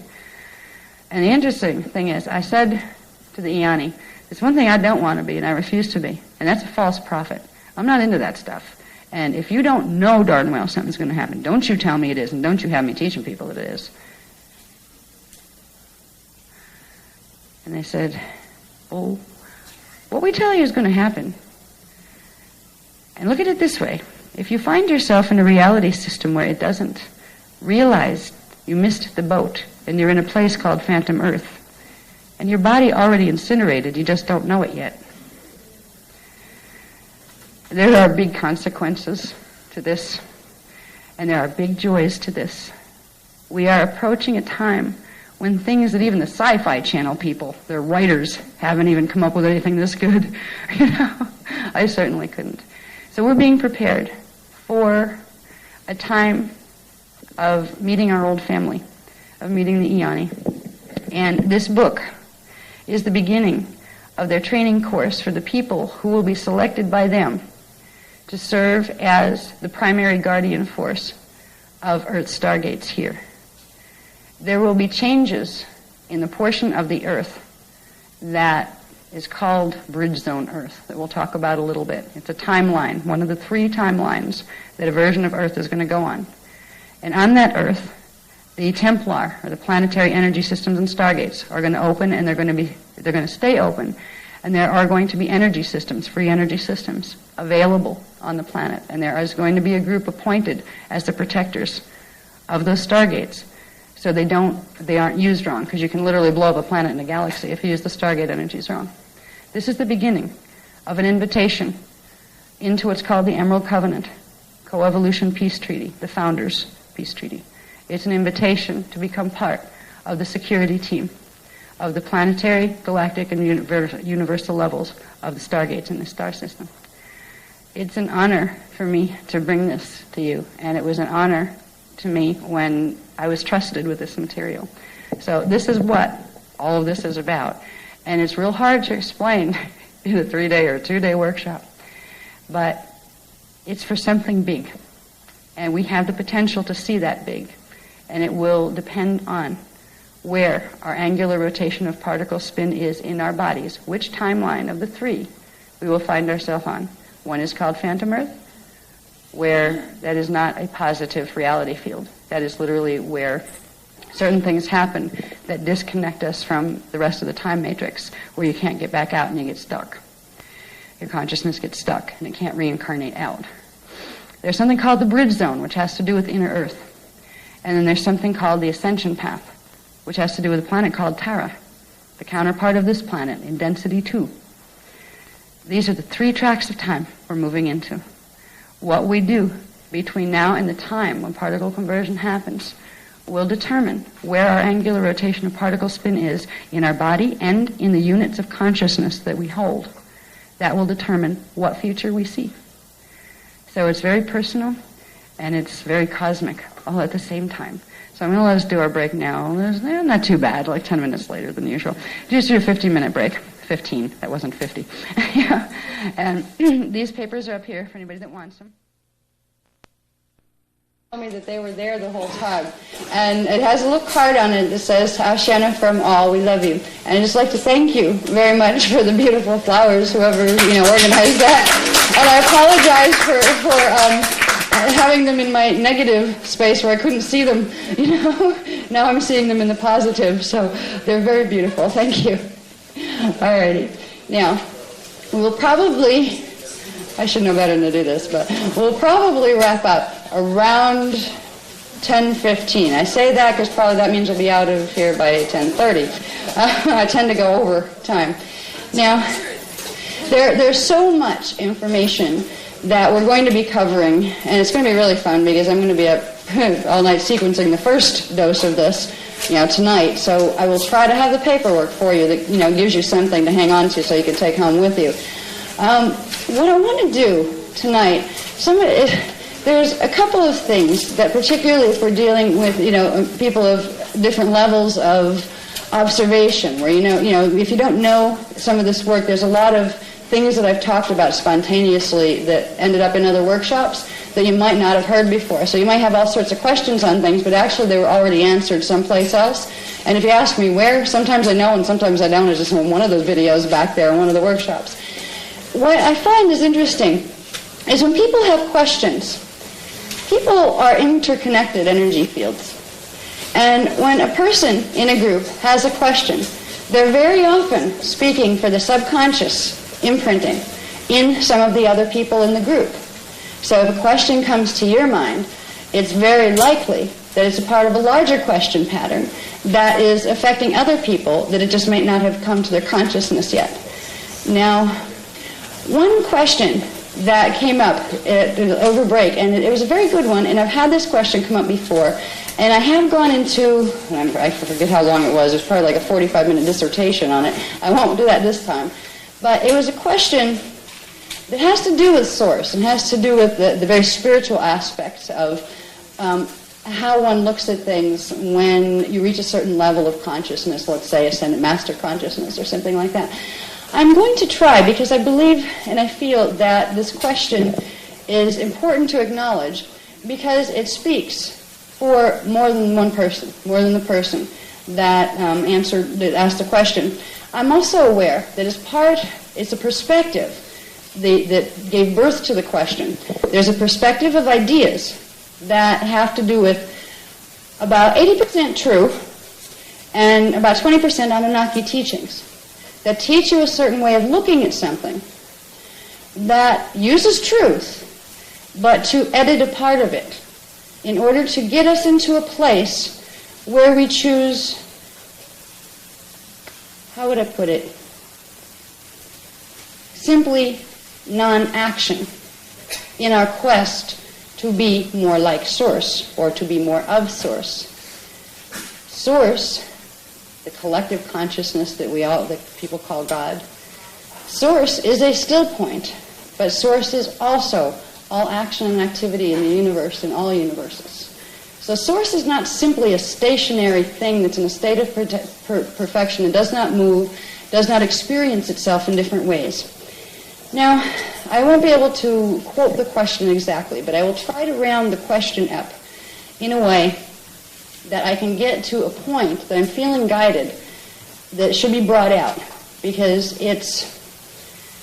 there's an issue an issue called balance, that is the answer to the question, that can help us understand a lot of things about how the nature of manifestation works and what really is our role in relation to the process of finding out we're creators. The question had to do with, let's see if I can put this correctly. It had to do with negative and positive. It had to do with acceptance. And it had to do with action versus non-action. The question had to do with, if one goes into the higher states of consciousness and becomes an ascended master, or how I would put it is at the place where we all are ascended masters, isn't it true there that all polarity is dissolved and there is no preference, is what I understood the question to come to, that we simply learn to accept all things. We simply learn to accept and love all things, because as source, we know that all things are part of us and manifestations of us and take place within us. There is a truth and a fiction to that, all at the same time. As source, as the one source, source is the consciousness that becomes the negative and the positive polarity in electrical charge, that becomes electromagnetism. It is the identity that becomes the force of order and the force of chaos. It is the identity that becomes the force that down here we might judge as good versus evil, or manifestation versus demanifestation. These are the polarities that exist within Source, because it is necessary to have polarity if you desire to experience the hologram of projection. So therefore, Source does allow for and create the negative side of things as well as the positive side of things. When we move into a space of incorporating more of our sourceness, where we get more of that consciousness into our bodies, we do have a different relationship to judgment. The words good and evil don't mean the same things anymore. Evil becomes understood as a state of ignorance and innocence to knowing. But that doesn't mean that all actions are perceived equally and desired equally by Source.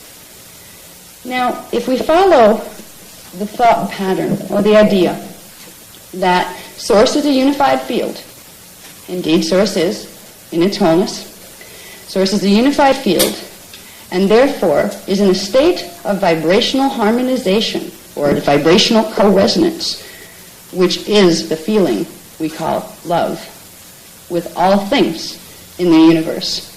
And you cannot judge, which is pushing away and separating, and love, which is harmonizing and pulling together, at the same time while you are in polarity.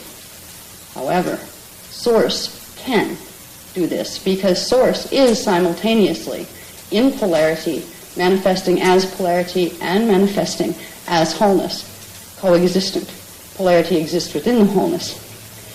If we follow the thought pattern that our job is to transcend polarity consciousness, which is making judgments about things. Oh, this is good and that's bad. This is evil and that's holy. This is negative and that is positive. And we assign a value to one of those that's better than the other. It is true that we are missing a point. The point is that they both coexist, and to have one you must have the other. Source creates manifestation because it has a desire. It is an intelligence that has feeling that's a little different than how we experience emotion, but it's direct cognition feeling. It has a desire, and from the desire comes an intention or a cognition, and then an intention, and then a will, and then a thought form, and then a manifestation. The core desire of why creation takes place is because Source desires to know itself continually and perpetually in as many new ways as it can. Of course, it's all simultaneous, so new and old are kind of like only terms you can experience when you're in the hologram of polarity. In order to create an experience for itself, in which Source could study, explore, expand, express itself in all sorts of different forms to know itself fully. The framework for polarity was created. The cosmic matrix, which is called the energy matrix, which is a certain way that Source organized units of its consciousness within itself in order to create polarity of those units to set in motion first vibration, because Source was a still point, all just still and knowing. And inside itself, it decided it wanted to know movement, action, individuation, expression in a different form. So in reality fields that are constructed on dimensionalization, Source created a structure for that dimensionalization to occur. It created the structure by sending into opposite electrical charge and magnetic charge. There's something called base electrical and base magnetic, which is force, or the way consciousness of Source interacts with itself. This began the process of creating, or set a template for creating, a reality field within itself, almost as if you're sitting there closing your mind and you want to think of, okay, I want to experience this type of thing. So you create a thought form. Well, the whole universal cosmic structure is a thought form of Source that takes place within Source, just like you can close your eyes and make an image in your head. This is how reality is perceived from the Source level. Now, the original intention of Source in creating a polarized universe was to be able to fulfill the experience of expressing and knowing itself in individuation, in many forms. Source is dimensional structure. It is the units of consciousness that form dimensional structure. Source consciousness is the consciousness of the planets, of the galaxies, of every energy force that it's known throughout the galaxies, and of every individual.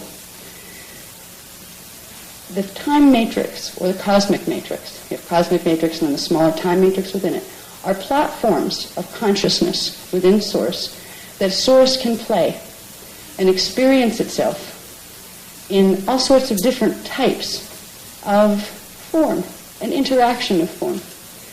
Now, in order to have what we call positive experience, or let's say an experience that creates the feeling of joy and expansion and happiness inside of ourselves, that's what those things look like from down here. When you're in a polarized body, you will, until you bring it to the next level up, experience happiness or sadness, where you're experiencing in separate pieces the wholeness or the totality. When we get to the question of, does Source have a preference? Since Source is both, does that mean Source endorses action that could be perceived as so destructive that it could literally destroy the framework itself?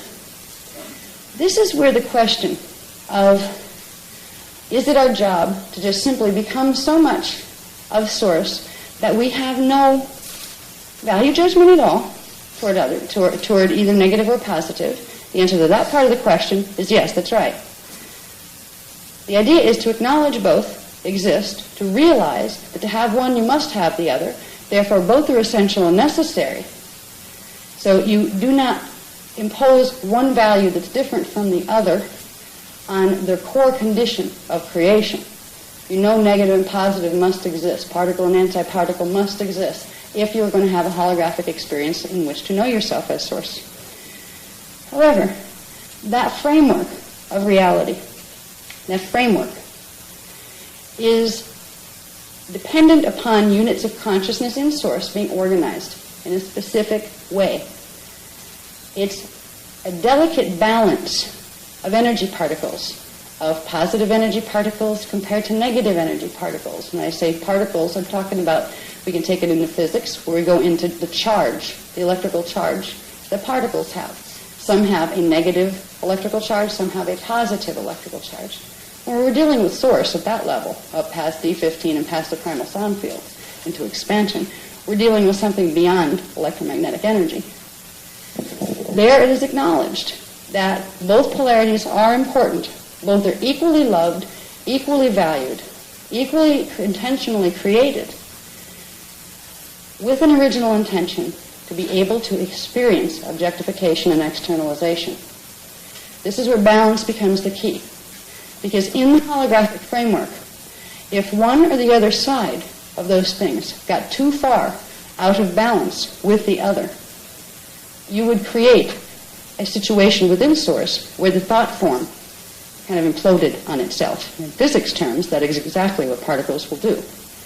If the balance of negative and positive forces are not held within that still point at their center, which is the Source intention, the intention itself can become compromised, and Source does not permit that to occur. Source also is aware that when you are in polarization, you as a part of Source, as part of the consciousness that once upon a time you were the one that decided to do this, but once you come in to objectification, your form will determine how much awareness you can take with you in that particular lifetime. While you're in polarization, the realities of polarity will literally be manifest in your consciousness and in your body. You will have experience of joy, this feels good, pain, this feels not good. You can learn to react to pain in a way where you say simply, oh, this is energy too. And you can go to joy and say, and this is energy too, which takes you into a different space of feeling. It raises the emotional body to a higher level, where you can say, I acknowledge both. You can acknowledge both and choose to stand back from it, which in truth is called denial. Or you can acknowledge both and fully allow them to run through you, both polarities. And when they run through you, when you don't assign a value or push either one of them away, they transmute. They come together, the polarities, particle and antiparticle, that compose those thought forms, come together, transmute, turn into antimatter, and go to the next level up. You progressively transmute the polarities so you expand back into Source. There is a distinction between choosing not to value judge, well, I like good better than bad. You know, I like positive better than negative. Some people like it the other way around. If you can realize both are the experience of energy and consciousness in polarity, both are valid, they are fine, but while you're in polarity, one will feel more expansive and one will feel more contracting. Source is aware of itself, being in polarity, simultaneously being in wholeness. It doesn't fear for its ability to expand back into itself, for it knows it can't become lost. It knows it can experience the absolute worst thing that can happen to a being or a universe, which is, in the physics terms, implosion, which is hitting a point of contraction so severe that the template of that form or that planet or that universe literally fragments and goes back to simple units of the consciousness of Source. Now, they still exist within Source. They're not separate from it, but those units of the consciousness of Source hold very, very little recognition of the significance of knowing itself. It's the difference between being unconscious of your relationship to anything else, space dust, or progressively expanding your form to hold the knowledge, the wisdom, the knowing, the vibration of the entire time matrix, and then the energy matrix beyond it, and then Source. We all go back to Source one way or the other. We go back either through fragmentation completely, where we become undifferentiated units of consciousness that do not hold memory of the journey that they were on. They're just as blessed.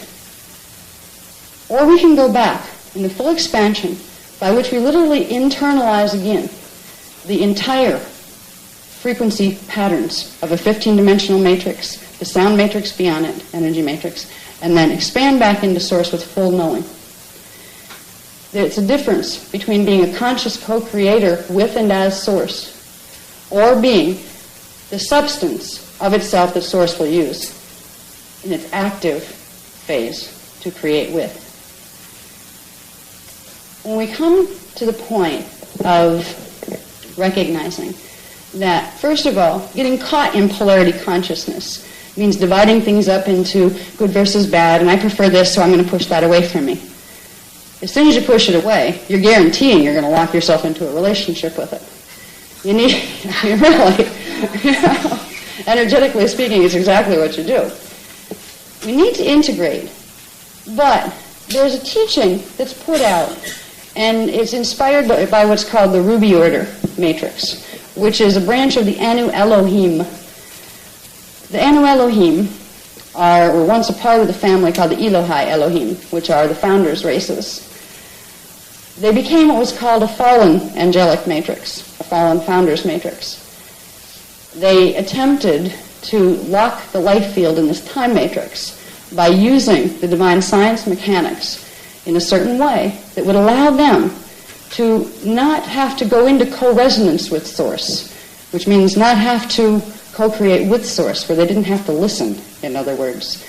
They went into something called code convolution, which is like a little too much inbreeding, where your template gets all messed up and you get some really strange outcomes that weren't intended. The Anu Elohim have been there's a whole history that we have already revealed in the other workshops, and some of it is in this Templar book, that explains what the original fall was, what the original sin was. We don't endorse the concept of sin, but we're showing you where that concept came from.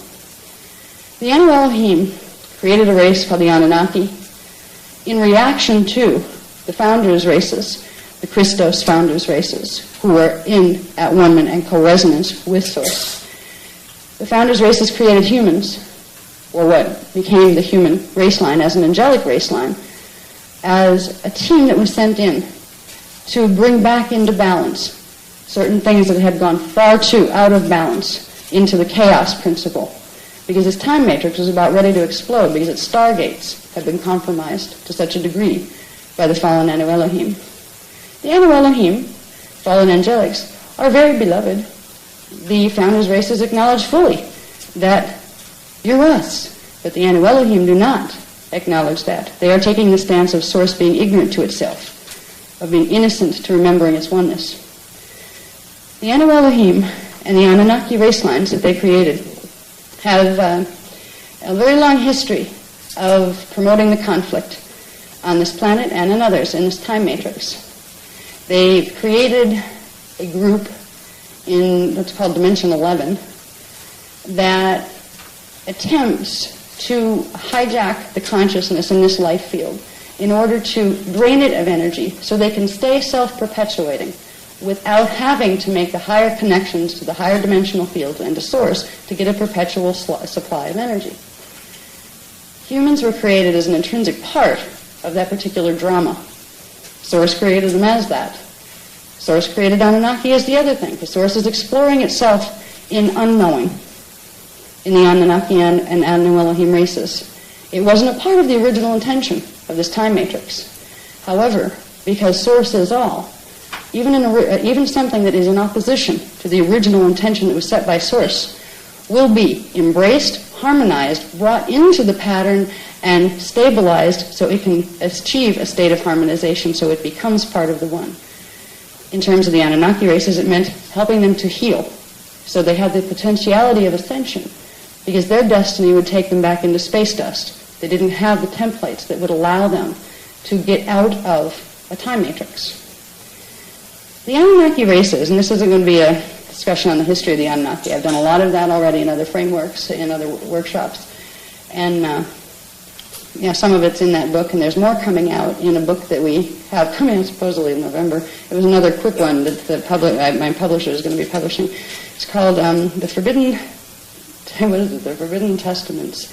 Forbidden Testaments of something or other. Anyway, they're forbidden. I can't remember. There's so many titles.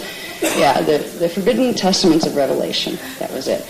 They were the original things that were in the several books of what became Revelations in the Bible that talked about in detail all of these type of things. So I don't have to spend, this workshop isn't about that particular book. This is about information we need first. But I brought up the Anunnaki because right now we're in the middle of a situation since 25,500 BC on this planet where there has been a progressive corruption of the teachings of sacred mechanics here in order to get human consciousness to be in a particular position of non-action, where it is tricked into thinking it is behaving like Source and as Source, if it simply chooses to do nothing and let the illusion roll on. That is called a state of detachment. It is the opposite of the state of love, which is vibrational harmonization, which is full engaging. We are being tricked using the concept of understanding source, where it is neutral as far as value judgment goes. Both are beloved. Both polarities are beloved and part of the self. However, source is not neutral when it comes to the original intention, to have a time matrix, to have a reality field where both polarities could exist, so that experience could be known. We are being programmed by twisted teachings, 80% good stuff, 20% twist, and if you don't know enough of the mechanics, you can't see the twist. We're being taught to project our thoughts in a way that will render us as undifferentiated units of consciousness, which are what other forces that have their consciousness intact use to create things with. We are being disempowered by a twist on us. Yes? But wouldn't you consider that Buddhism was a form of detachment, that its teachings were to be detached? Buddhism was originally part of one of the 12 tribes doctrines that were taken off the Doratura plates. See, there are 12 tribes of angelic humans seated on this planet. Each one of them was given guardianship over one of the 12 CDD plates, Place of Doratura plates. Those plates were created by the founders to hold a certain level of information that had to do with mechanics, with science, with social order, with spiritual development, with relationship to source, relationship to the other races. Buddhism was originally part of the sacred teachings. So was what we call Christianity. So was what we call the Jewish faiths. Originally, all of the religions on the planet right now represented a portion of one of those 12 plate teachings. When you put them all together, they gave the full externalization, to the degree that this stuff could be put into externalization, of the reality of what it meant to be a part of Source. Now, everyone, and this is what we got into in the Atlantean conspiracy when we talked about that in the England and Ireland workshops, where we began to reveal that information.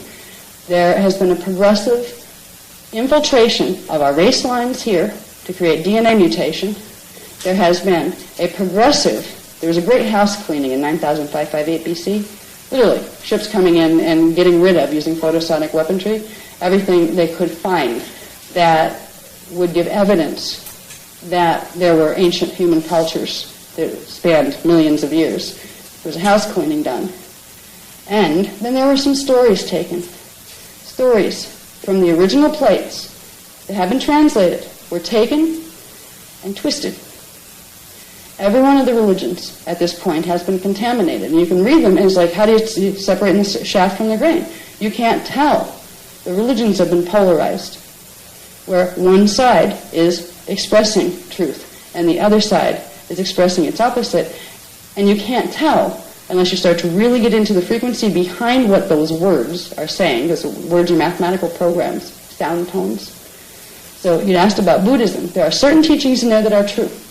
You can reach a state, there are things that teach about nirvana. That's a certain level of consciousness that corresponds to, I believe, D11. Interestingly, home of the fallen man of Elohim, and a lot of other good guys too. But there are teachings from D12 that take you beyond the nirvanic state, which is your beginning of detachment from matter in order to flip through and make the transition into antimatter. Then there's a whole expansion again where you engage again. If you completely go into detachment, saying, well, it's all the same to me, do you really think Source just says it's all the same to me, I'm going to go do something else, and just lets it run? See, this isn't what happens, but this is what the Anunnaki teachings or infiltration of good teachings has tried to do. Has tried to make Source out to be a force that says, oh, I created this, and I'm totally neutral, so I don't care if people are suffering and feeling terrible. That's their problem. They're down there now. They'll evolve to become bigger where they don't have to feel that anymore because they can choose not to identify with the pain. If Source were coming from that level of consciousness, personally, I'd want to find another one. If that was what God was like, because it would show me something that's different from me. Well, wait a minute, if we're all manifestations of God, yes, okay, part of Source might look at it that way. But which part? The part that fully knows itself or the part that forgot the rest of itself? The part that's in negative polarity or the part that's in wholeness? I know that beings, even in polarity, if their templates are intact with dimensional structure so they can receive the consciousness coming down from source into their templates, have a huge compassion for everything. They progressively learn to embody the state called unconditional love, which is a state of vibrational harmonization or co-resonance between this and anything else outside of it, so everything becomes a part of you. When you are in a state of love with a thing or a being, you can compare it to your children or to something that really inspires that love feeling. It is the opposite of total detachment. Now, if you go for attachment, you end up strangling the thing you love and it runs away. You push it away. There is a balance between engaging and disengaging. There's a still point in between those two things that allows the state of love to happen. This is the state that the Eastern religions were originally trying to help us develop that level of consciousness. But there are teachings out there right now. And, it's really funny. There are two basically infiltration teachings that are happening. You have three representatives on this planet here. You have people who are getting information from what's called the Draconian matrix, which is a D10 fallen angelic, the fallen seraphim matrix. They're the reptilian races, and like the Zetas and those guys are all of the fallen seraphim races. And then you have the D11, which is a little higher in consciousness, fallen Anu Elohim matrix, with their Anunnaki contacts. And boy, have they been busy. They've been teaching us some great stuff. 80% good, 20% twist. And then you have the founders. The angelic humans of this planet are representatives of the founders. And there are some of the Anunnaki and Draconian fallen races who came into human form as part of the Emerald Covenant bioregenesis program so they could get their templates back and evolve to be Christed beings and beyond again.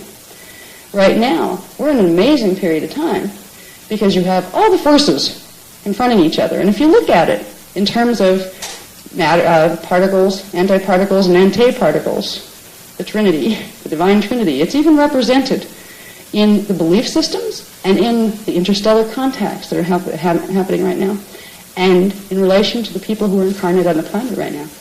There are people that are in human form, that appear to be in human form on the outside, who did not incarnate out of the human matrix at all.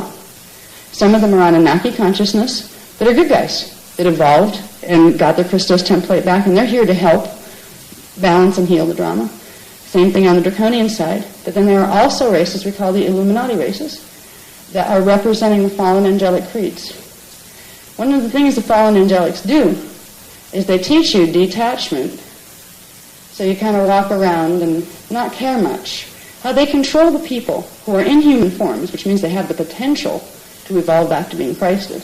How they control them is they make sure one level of consciousness can't talk to the next, where the people just see 3D and they don't think anything else exists. So if something comes and whispers, "Hi, I'm from a higher system. I'll give you the sacred knowledge. Follow me. Give me your power, and I will get you, to whatever it is you want," right? This is how people that were called the Illuminati races, the ones that work in certain aspects of world government, certain aspects of world religions, certain aspects of the world management team that we don't know about and we don't hear about on the news, that are controlling and running agendas here that are very, very detrimental to this planet and its people. They are really the greatest victims, but they're the victims of their own consciousness from the higher levels, because it's literally those people who have incarnated out of one of the fallen matrices. Now, they're all in Source. They're all parts of Source. That's why the only appropriate response to them is love. The only way you're going to heal them is to love them. But that doesn't mean just open your heart and turn your mind off so we can suck your energy off your astral body. Because your heart center, your fourth chakra, is your fourth dimensional aspect of your chakra vortex system, energy distribution system. Brings energy in from D4. Connected to your fourth DNA strand template, and it's connected to the astral level of your biofield. So if something from D4 wants to feed off you, It'll tell you to open your heart and turn off your mind. You don't need to know that. Just let the angel handle it for you. All of this stuff is trickery. The founders will teach you that you have a level of you that is a founder. They will teach you that you don't need to worship a Christ outside of yourself because you have one right inside of yourself. You also have a rishi. Hindu religions talk about the rishis, and they have been twisted to where Hindu people will bow down and grovel and hand their power over to a rishi because the twist has said that I have this and I am a superior being and you're a lowly being and you don't have this, which is an utter lie. Any being down here, it implies the fact that you have the rest. What makes the difference between what level you will express compared to somebody else is how much of your consciousness you can get into your body. It's not that you don't have it already, because you do. We're all ascended masters. Now, we chose as ascended masters to come into a reality system with a specific template that happens to be our body blueprint. We chose why we wanted to come, and we chose our body blueprint in relation to why we wanted to come. If we came for just kind of like a sojourn through the densities, and I'll help out here and there, but we really had a real kind of tough time last time, let's just kind of enjoy it and be, you'll come with a smaller DNA template, because you don't need to anchor so much of your frequency in your consciousness. It's still up there. You'll bring in to manifestation only as much as you need. It's energy economy. Plus, it's kind of like systems are kind of like classrooms that you apply for and see if there's room. If we all decided we were going to come into a system and be fully activated, ascended masters, but it was only a density 1 system in dimensions 1, 2, and 3, ascended master consciousness is up in the primal sound fields, which has 24 times 15 charge, let's put it that way. You try to bring even one full one in, which would come into about 1,728 times 24 individuals, you blow the place up if you brought in too many. So it's kind of like, okay, I'll play Ascended Master this time, you'll play, root race person this time. But at a certain level, we know we're all equal. Same with the fallen angelics. They're not bad guys, because at that level, really, good and bad don't apply. God pretending it's awake and God pretending it's asleep is more like it.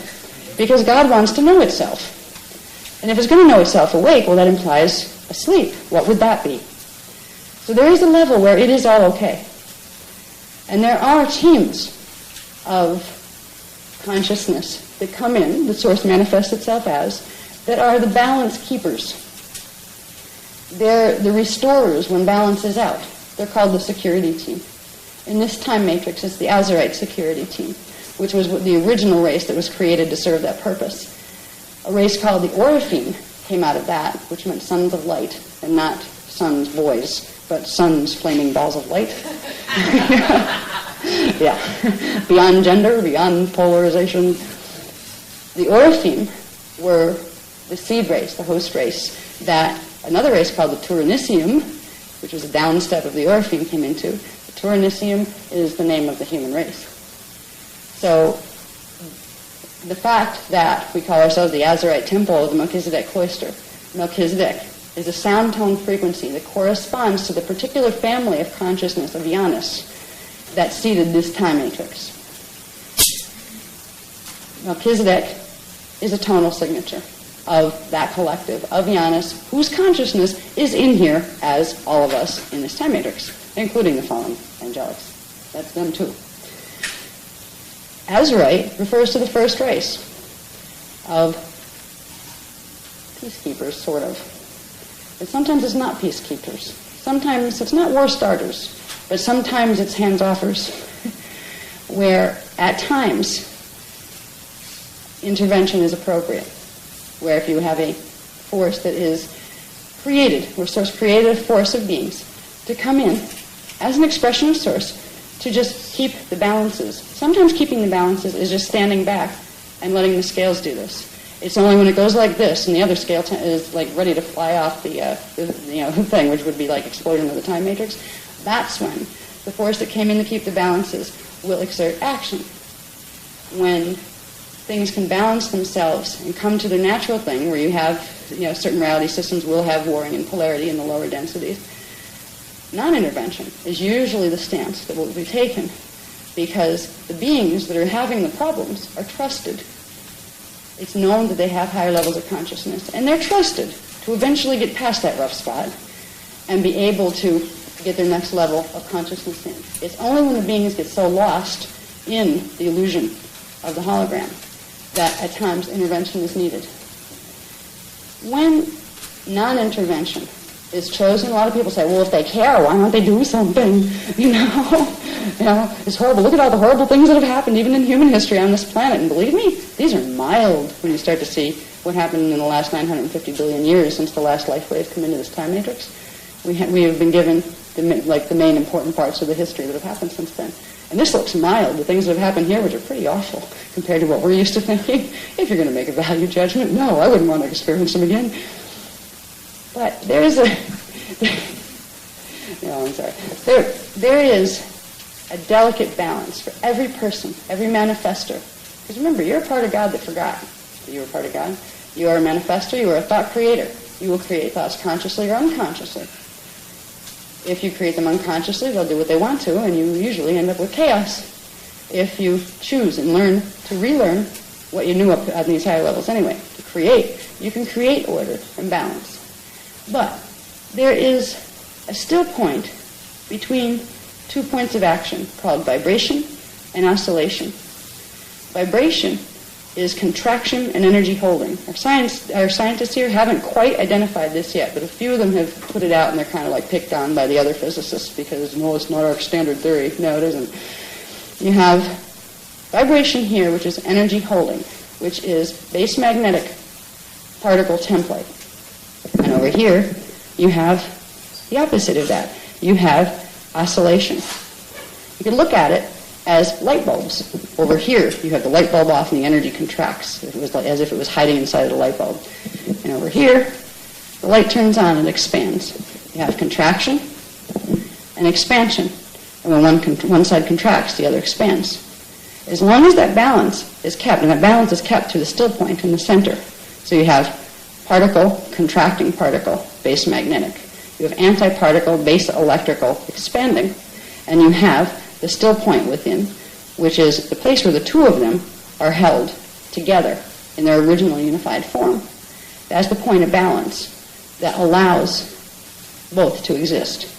This is a pattern that's repeated in everything, from molecular construction to cosmic template construction, to how our hologram is projected outward into what appears to be objectified manifestation. So it's the point of balance that we're looking for when we come into saying, okay, I'm going to remember that I'm a creator, and I'm going to start to try to learn how to remember, how to create consciously. You need to learn a balance between when to put energy in, when to take it out, and when to hold it still. When to go into direct engagement, or its opposite, which would be total detachment, or the center point, which is engaged detachment. That's where you put the two together. The greatest reflection of the consciousness of Source, going back to the original question that I brought out here, was the real nature of Source isn't detachment where it doesn't have a preference. It has full allowance and allows all things. But its most full expression is fully engaged detachment, where it is fully detached and fully engaged in the reality field, which means it's feeling, it's experiencing, it's acting, that's being fully engaged. And at the same time, it is still, it is quiet, it is non-intervening, it is not acting. Source stays at a point of creation and manifesting and not creation and not manifesting anything, all at the same time. I wanted to bring out the basic point because there's a lot of this. The person who brought it up, I'm glad, I don't know if it answered all of it completely, but it was enough to bring out a point. I would thank the person who asked the question about it.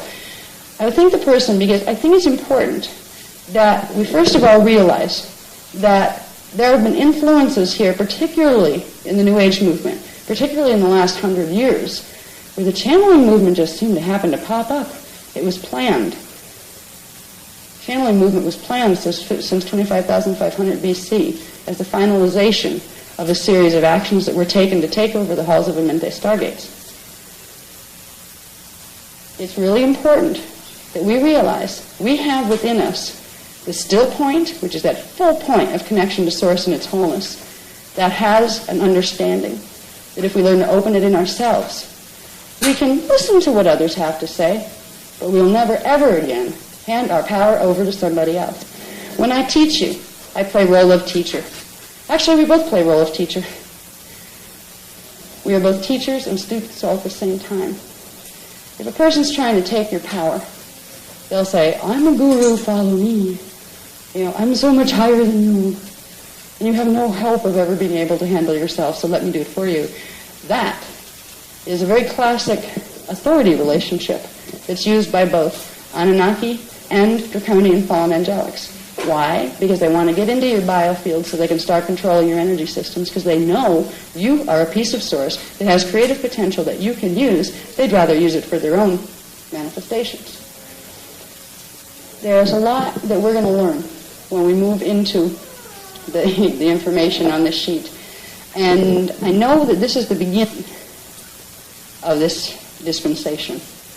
This dispensation was due out about 2008. So we're getting the summarized, capsulized version that will get us to the point where we can understand enough to begin using effective action. There's no obligation to be a planetary steward, other than the fact that all humans were originally created and agreed to come into incarnation for that purpose. If you choose to, nobody's going to get mad at you, But we all get to see the outcome of our choices. We get to know ourselves through the effect of the cause that is our consciousness. With the Templar initiatives, the Stewardship Initiative program, we're being prepared to, first of all, get our frequencies high enough, even if we don't want to do anything about dealing with the planet right now. It's too overwhelming, I'm trying to deal with my wife, that kind of thing. That's a state of growth that we all hit at some point or another, sometimes frequently. You get to a point and finally, everything is great, and then 2 weeks later it all falls apart again, and you're back to square one at a different level. Right? So there's Source, or the guardian races, the founders races. They do not judge people. They know humans as manifestations of themselves that came down into human form in order to serve the role of planetary stewards. But part of that service is serving the self at the same time. It's not saying self is more important than collective, and it's not saying martyring yourself, where collective is more important than Source, because both of those things will keep you in polarity. And the objective of the game is to bring the polarities together, heal them, and raise them to the next level of frequency. That's called ascension. When we get into the issues of mastering manifestation, we're going to deal with the concept of free will choice and natural polarity. We'll deal with polarized thinking versus unity consciousness. Is there a versus, or are really they aspects of the same thing? Creation and a still point. We'll get into subconscious and the rational and the superconscious minds a little bit. The thing that is most important out of the information that they've given, and because of the way the information is being given, where there is still probably another 2 pages of just telling me what I'm supposed to get across to people by the end of Sunday, because technically this was Saturdays, but there's no way the time frame is going to allow all of this to be covered in depth on Saturday. So we'll get as far as we can with this on Saturday. It's going to go into the new stuff. There is still something on security clearance. I can feel it. It's in my field. But I cannot open it until Sunday. It can't be. There's a reason for security clearance. Security clearance means if you have information of, let's say, D13 or 14 or 15, they're considered the Rishik levels of information, where there is a greater understanding of the mechanics of how to access and use power down here. If beings that are following fallen angelic agendas get a hold of those mechanics and use them, it can create damage. Because the fallen angelics at D11 can't access that information because it's from higher than their dimensional field. They can't pull it into their templates. Same thing with the ones at D10. But when you start to give it to somebody down here who has enough coding in their DNA to anchor it and begin its translation, it enters the unified field, which means it starts to dimensionalize, which means the fallen angelics can access parts of it, take it, distort it, and get it out before we do, and start misleading people with it or harming people with it. So the reason why my life is made slightly crazy, where I get sometimes 2 hours before I have to deliver a major presentation, if it's on security clearance, where it would cause more harm to release it early than it would to drive me slightly kooky, trying to get it all down in 2 hours' time. They will keep the security on. There is something that has to do with the bigger part. Now, we're going to talk about tomorrow. We'll start with the personal stuff. We'll start with the manifestation templates and understanding the structure, understanding our thoughts. So we begin to understand the power that we have to work with, and also the identity levels that we have that correspond to those powers. And then we'll learn the technique, where we can start to play with this power, or make it ours, of course, in original intention, or divine right order, as some people call that. Then we're going to go into the planetary stewardship issues. And this is where the security lock is still on. It was only 2 days ago that they let me know that the schedule was pushed up to no later than 2006, but most likely 2003, for the opening of the Halls of Mente. There were a whole series of agendas that the Draconian fallen angelic races, the Anunnaki fallen angelic races, and the good guy founders races that are trying to support the life field in this time matrix rather than sap its energy. There were a whole bunch of things each group planned to do to fulfill their agenda. These things, I have a feeling, are getting ready to manifest into our 3D reality a little more clearly. There has been, from dimension 11 in our time matrix on down. Now, each dimension is part of a set of 3 that's called a harmonic universe. Each harmonic universe has many galaxies, many, many galaxies, a whole universe unto itself. From D11 on down, there has been a war going on between the 3 groups. The guardian races don't fight, per se. They simply hold ground and frequency, and they protect the stargates and others, and they try to assist the ones that are making choices that are going to harm themselves and others. They try to assist them to evolve and to heal and to choose better. Progressively, there's an old saying, as above, so below. Eventually, what's happening up here in frequency works its way down. I'm getting a little bit of kind of tap me on the shoulder and say, you can say this much here. We've been tracking a bit of the agendas on, okay, this is the grand hurrah that everybody's been waiting for, the stellar activation cycle of 2000 to 2017, supposedly. We've been waiting for this since 22,326 BC, when the last one could have occurred, but didn't, because our races were invaded by fallen angelic forces. There were agendas that have progressively moved us forward through time to this point, and many of them have not been pleasant. The fact that we're in this time period now, as a race, not remembering who we are, not knowing how we got into a baby body or where we go when we leave a body, or the fact that we were a race that was created as an immortal race that didn't die, it simply ascended when it wanted to and came back when it wanted to. A race that has become clueless and trapped in 3-dimensional hologram. It was no accident that we were reduced to this condition, let's say. There were both fallen angelic matrices wanted us to be, when this stellar activation occurred, completely incapable of doing the planetary security job of running the Templar, running the Stargates in the Christos template. We were supposed to fix the problem of infiltration here by getting what is called a 12th dimensional security seal, a Maharic seal, put on the planet, through the planet. It's a natural seal that comes up when you activate the planetary grids the right way with the Stargates, and it has to be done in the stellar activation cycle. So everybody has been waiting for the big party time, which is the next stellar activation cycle. It's this time. If things were left, if, let's say, non-intervention was chosen at this point in time, if Source decided, well, we just won't intervene, just let it do what it needs to do. What it would need to do, because of the situations that have been set up, is the fallen angelic would get control here. The Armageddon scenario that was in the Bible was a translation, a twisted one, of some information that was originally in the books that were written by John the Baptist and Joshua Melchizedek that talked about the stellar activation and the particle conversion period coming up, and the fact that there were two Anunnaki factions and one main Draconian faction that planned to duel it out to see who was going to get control of Earth. Both of them would get humans out of the way and neutralize them. Why they want Earth is because Earth has the connection to inner Earth and parallel Earth, like all planets have the connection to the inner systems and to the parallel. But Earth has the halls of Amenti stargates, which hold a technology, a divine technology when it's used properly. It's called the Crystal Pylon Temple Network.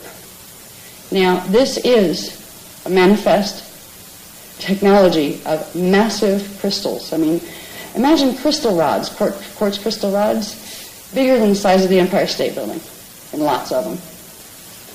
These are the technologies, the natural technologies that are used to run, to operate manually, a planet Stargate system. Our Stargate system here was damaged 560 million years ago. That's how Earth ended up in density 2. It had evolved out of density 2, and it fell back. That's the fall, the story of the fall in the Bible. The Bible is coded and has partial truths and a whole bunch edited.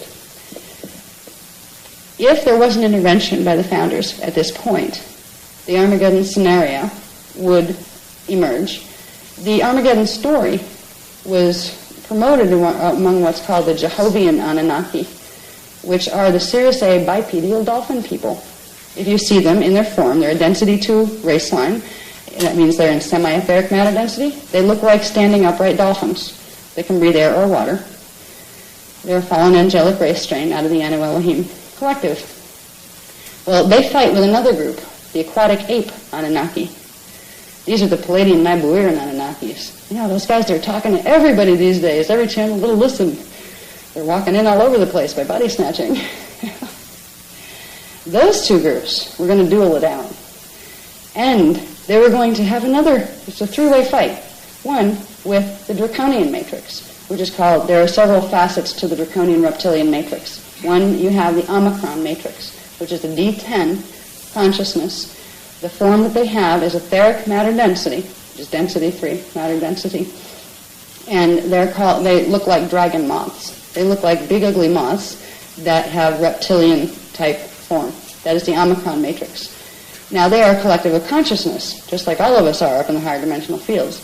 But when they get into matter form, coming down in density, etheric, down into semi-etheric, down into physical, that would be the form they would appear as. They're the Draconians. Then you have the reptilians, which are different.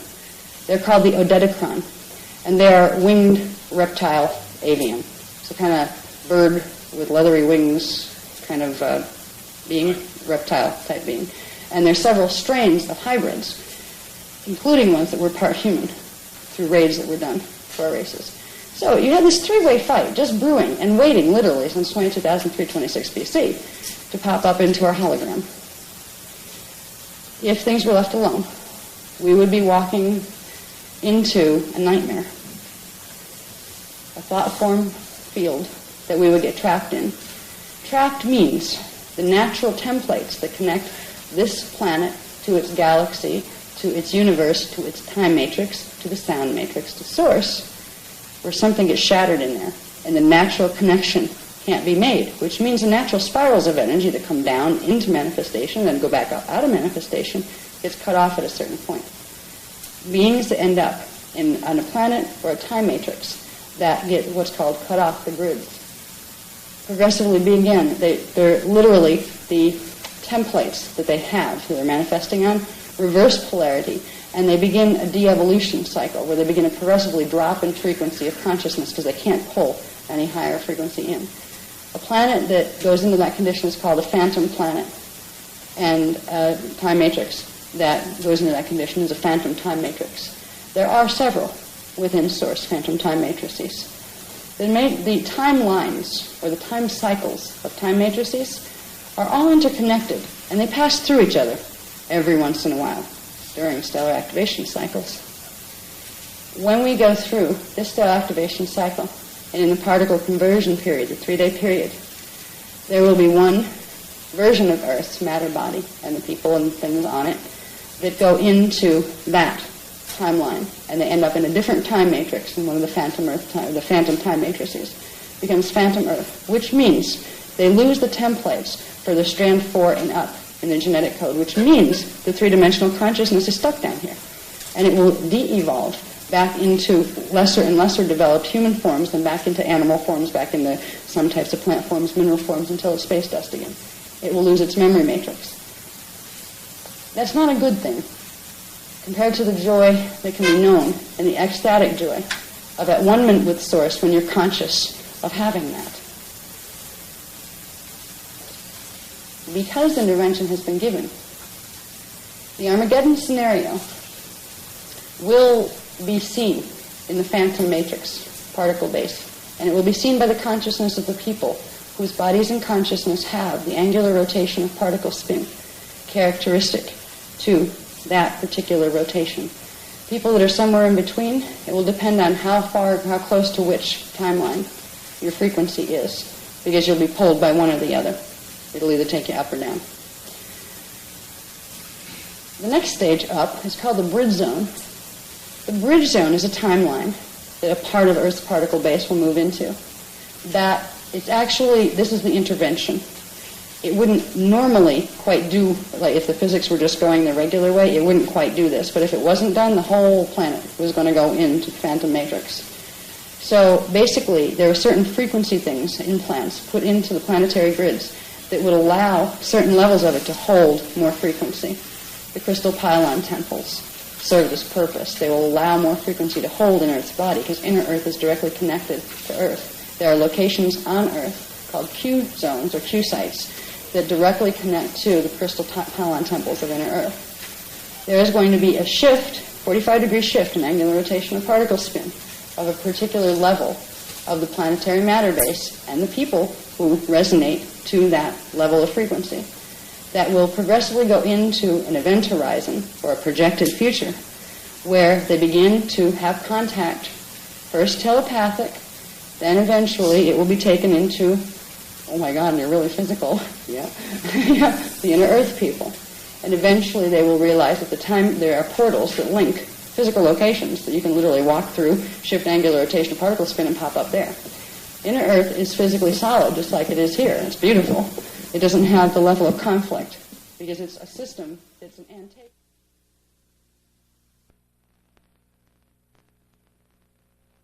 What we're going to do is the material is going to be eventually, at some point in the next couple weeks, fully given as a supplement to the Templar book, the Templar course book.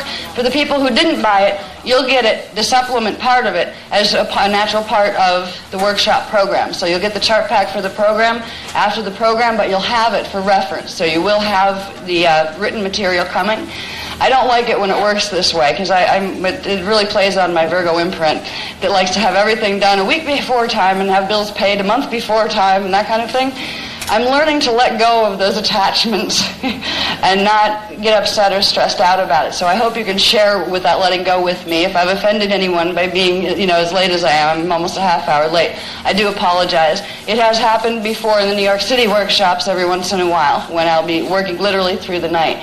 I do my best to bring you the most accurate information with the clearest detail in the most useful way that I possibly can.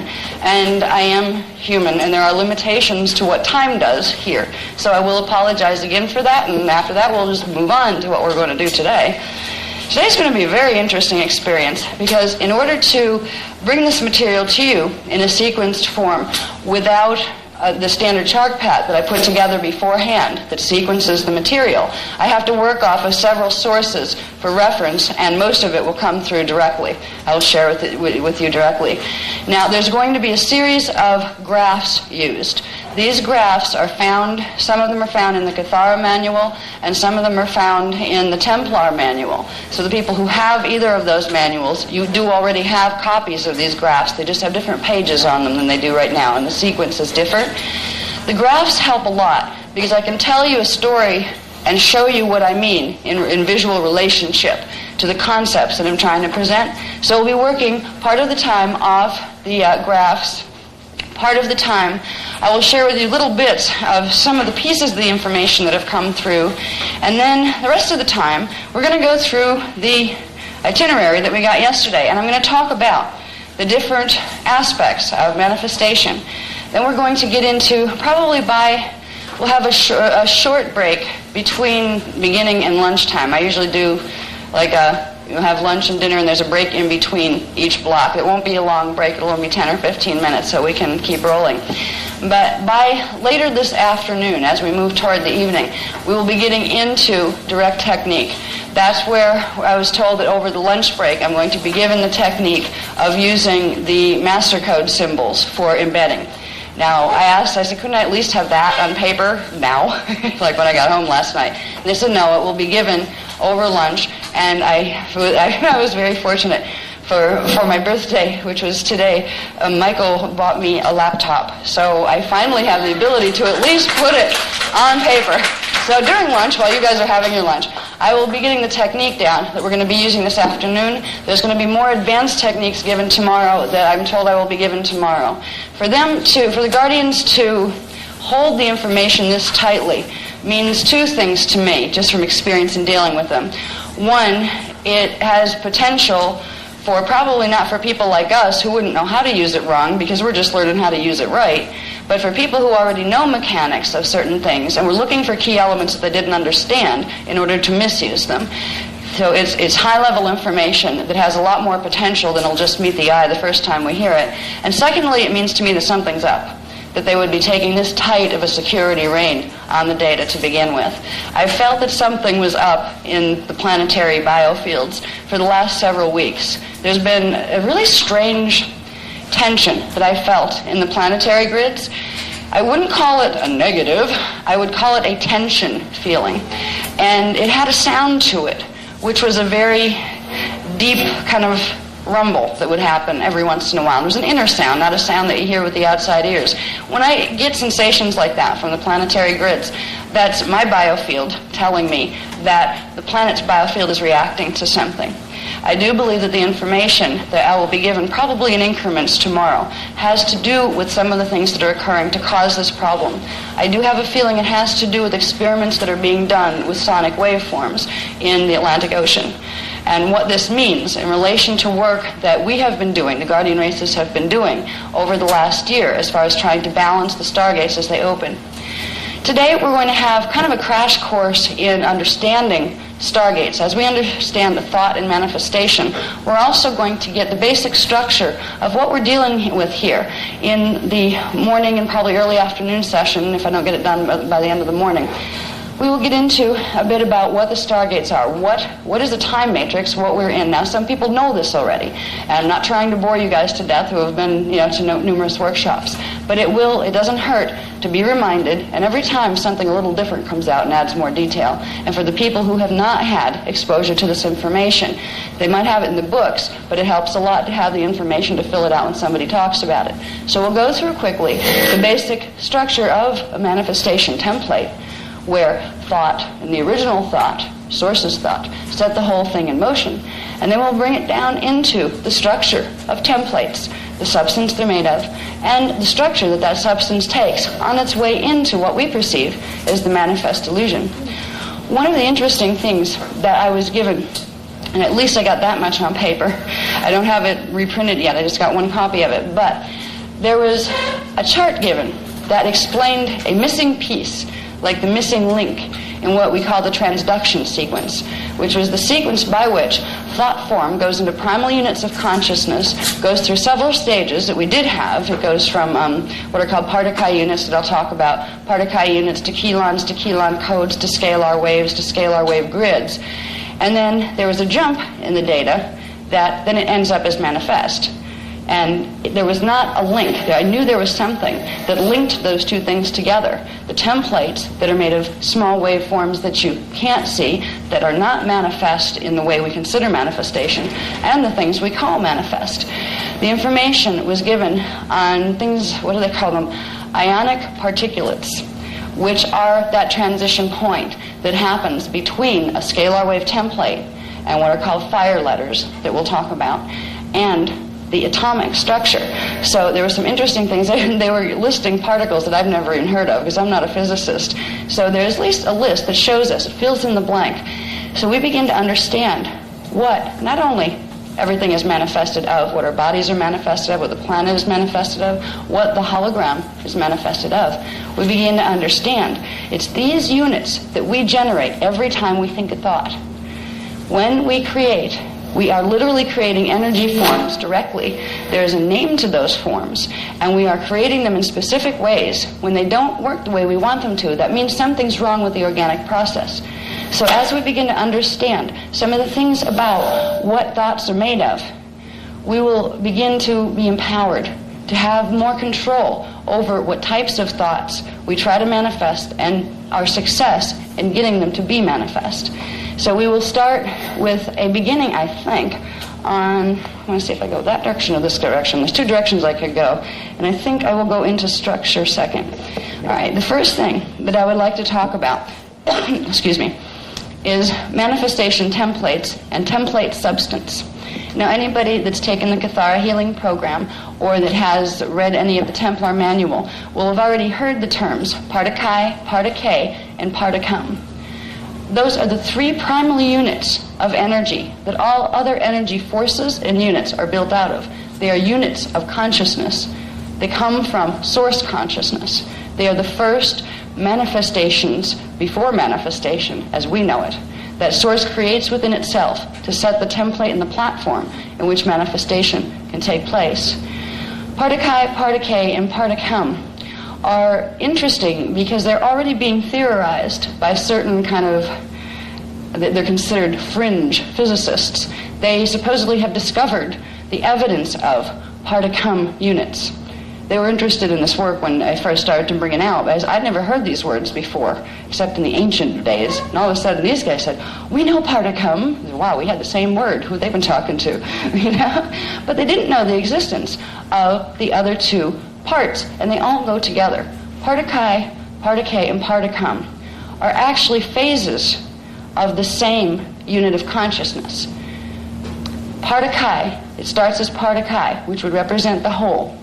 That is the template, the core foundation units that form the templates for what's called antimatter, A-N-T-E, matter. That is, when it comes into substance, it's a substance that is composed of both electrical and magnetic charge, or polarity, but they're unified, so it's actually a tri-charge, or a three-charged potentiality. I call it a potentiality because it's not in particle form yet. Now, the units of part-a-kai, part-a-kay, and part-a-cum, the easiest way to understand what they are and where they come from is to understand them as the units of the consciousness of God. It is the closest definition that you can get to understanding where does energy come from in the first place. Our scientists theorize about big bangs and all sorts of interesting theories about how life was created and about how matter might be created. But they have no more proof for their theories than any of the other things. The religions have their versions, the scientists have their versions, and they argue with each other and don't agree with each other. The part-a-kai, part-a-kay, and part-a-cum are the place where spirit and science meet, the place where consciousness, which is spirit, that eternal life force, that intelligent, sentient life force that always has been and always will be, where that meets interaction with itself that utilizes specific mathematical formula, or what would translate into mathematical formula when we're in density, through those mathematical relationships of consciousness to itself. The platform for holographic projection of consciousness is set, and through that, everything that is in what are called the manifest worlds comes perpetually into being. One of the things that's interesting about creation is that creation didn't start once and then was over. It is perpetual and ongoing. There is only one true moment in existence, and that is now. Now we perceive one moment following another. That is an illusion of the hologram that's created by our body templates in their reaction to the unified field of consciousness around them. In the reality of the nature of the game, as I like to call it, it is all happening now Every time vector, every time cycle is a part of the now. Time would therefore be more like space, where you could go from this time and move over to that time. The point of creation and the point of discreation are all the same point. They are all now, and everything in between those 2 points is now. There is not a point where it began and it will stop. It is perpetual. If we can understand that, it helps us to get a broader view of when I talk about the creation point, when I talk about how Source chose to move its consciousness in certain ways in order to form the part-Chi units, the first part-Chi unit, and from that it formed other things, and from that it formed the holographic template. If you can realize that this isn't a place in the ancient distant past that's so far away that it's not worth remembering, it's something that is alive right now, happening right now, and it's happening every moment within your bodies and within your consciousness, within the planetary body, and within all manifest forms. What is really interesting is when you get to a level of DNA activation while you're still in density, where you can begin to see multi-time vectors. Now, right now, we're in what's called single vector consciousness, which means our DNA is working in a way where we see a single time vector moving forward rather than several. As your DNA activates from 3 strands, which we actually have activated right now, up to 6, you become a multi-vector consciousness. And you can begin to see what's really happening with manifestation down here in density 1. Things flash off and on, literally, so quickly, some parts of them so quickly and some parts of them so slowly that we can't see it with the senses, because the senses that come out of our templates have a certain mathematical calibration that gives them a range of vibration that they can perceive and a large range that's blocked out. That's how the hologram is created. If we had all of our sense receptors turned on, we would not see the hologram. Everything would be direct cognition, known as a part of us within ourselves, as we know ourselves as Source. So the hologram is created by creating negative and positive space. The positive space would represent the object, and the negative space would be the area around it, the space between objects, be it between you and the person next to you, or between this planet and the other planets. Space between objects is a vibrational frequency. It's the vibrational frequencies that our body systems are not geared to perceiving, so they block it out. When we look up at the stars and into outer space, we are actually seeing a massive reality field that's filled with life and consciousness and all sorts of structures and forms and density levels and civilizations. Ours is quite small compared to some of the many that are there. But we look up into space, and our scientists can send instruments made of 3-dimensional matter up into space to explore what's there, and they will see things they call stars, which are balls of flaming gases that have a core. Those balls of flaming gases, first of all, the flaming gases represent D4 and higher frequency. When you get to full 4th strand activation and you can hold that, you would be able to sit on the sun without getting burned. It is a holographic projection, and when we look at deep space, the darkness of deep space, the huge amounts of distances, we are looking at several things. The objects we are seeing, as the stars, are actually part of the past. Even science knows that, with the speeds that light travels. And the darkness we are seeing are the parts of the reality fields that are blocked out because we don't have the same frequency receptors. The receptors are called aparthy in our templates, so we literally don't see them. Because we are the manufacturers of our hologram. The hologram manufactures itself through our DNA templates, through our body templates. If our body templates do not hold a certain frequency, that thing, whatever it is, will not be manifest in our experience, period. There's no way to see something in your experience if you, A, don't have the receivers of that frequency in your template organically, and B, don't have them turned on. If those frequency receivers are not doing their job to receive frequency, the frequency will be blocked out as if it doesn't exist. So you will not see the reality fields that are formed from those types of frequencies. As we move into the time period we're in right now, stellar activation cycle, exciting things happen because in the stellar activation cycle, whether we're ready or not, whether the plants, the animals, the minerals are ready or not, frequency comes into Earth's template.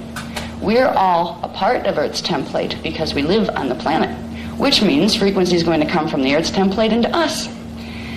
It is going to trigger activation of things that have been sleeping and dormant for thousands and thousands of years in the human race. It's going to trigger activation of aparthi, sense receivers that can pick up higher frequency, which means progressively, and it doesn't all happen at once, but progressively, your consciousness brings in more of itself from the higher dimensional fields, which brings with it the hologram of those higher dimensional fields.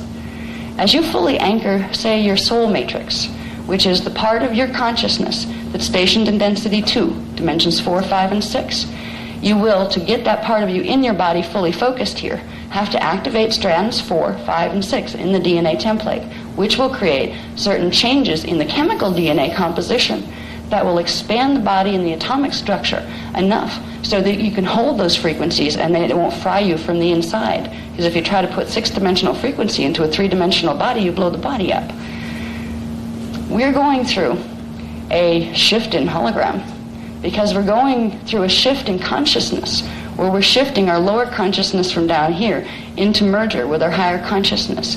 And the degree to which we are successful in doing that will be the degree to which our hologram reflects the expansion of seeing and being a part of the higher dimensional fields. Integration of the higher dimensional fields starts subtly, and you're all doing it. Even the people that don't want to hear this stuff are doing it. So it's kind of funny. You know, and God bless the poor people that have been following dogmas that tell them knowing any of this isn't their business and it's evil to know this. They're still doing it anyway. But it's happening to them rather than them working with it to co-create a pleasant experience. We are all beginning, and we have been beginning. Our consciousness right now has changed since what it was like 2,000 years ago. We accrete. This is how we grow through time. Accrete means to bring frequency into ourselves, which activates more of our template, which expands our form and our consciousness. We've been doing this for thousands and thousands of years on this planet.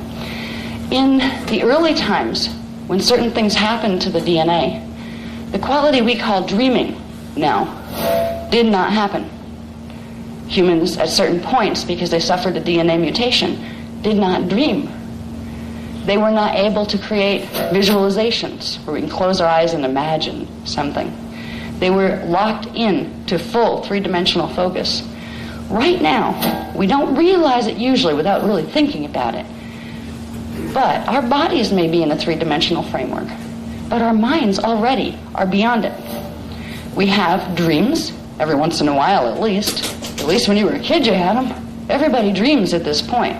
Even science knows that. They can tell when you go into REM with the rapid eye movement that you're in a dream state, where you go into like theta brainwave patterns if you go into deep sleep. Dreaming is the first beginning point of activating strand 4, where you can start to bring in the information that's stored in dimension 4, in the part of your identity that resides in dimension 4. You're linking consciousness with the first part of your soul matrix through dreaming. Now, when you go get a book on dreaming by the experts, I don't know what's wrong with this thing, but it's doing some really strange things. When you get the dream books, you know how the experts like to analyze your dreams? Particularly the ones coming from the psychological perspective.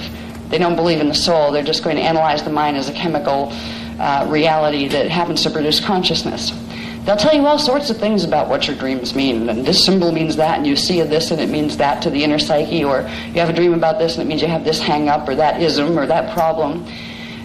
I would just, like, you have those kind of dream books, pass them on to one of the sleepers that don't want to know about souls. Let them start there. At least they're acknowledging dreams. But those kind of dream interpretation books tell you very, very little. They tell you somebody else's opinion, and they show you their limitations of perception. But they're not going to help you a lot. You have what it takes to begin to understand the language of your dreams. The language of your dreams is the language of your higher self. Your higher self starting with your D4 consciousness, which is your astral level of consciousness.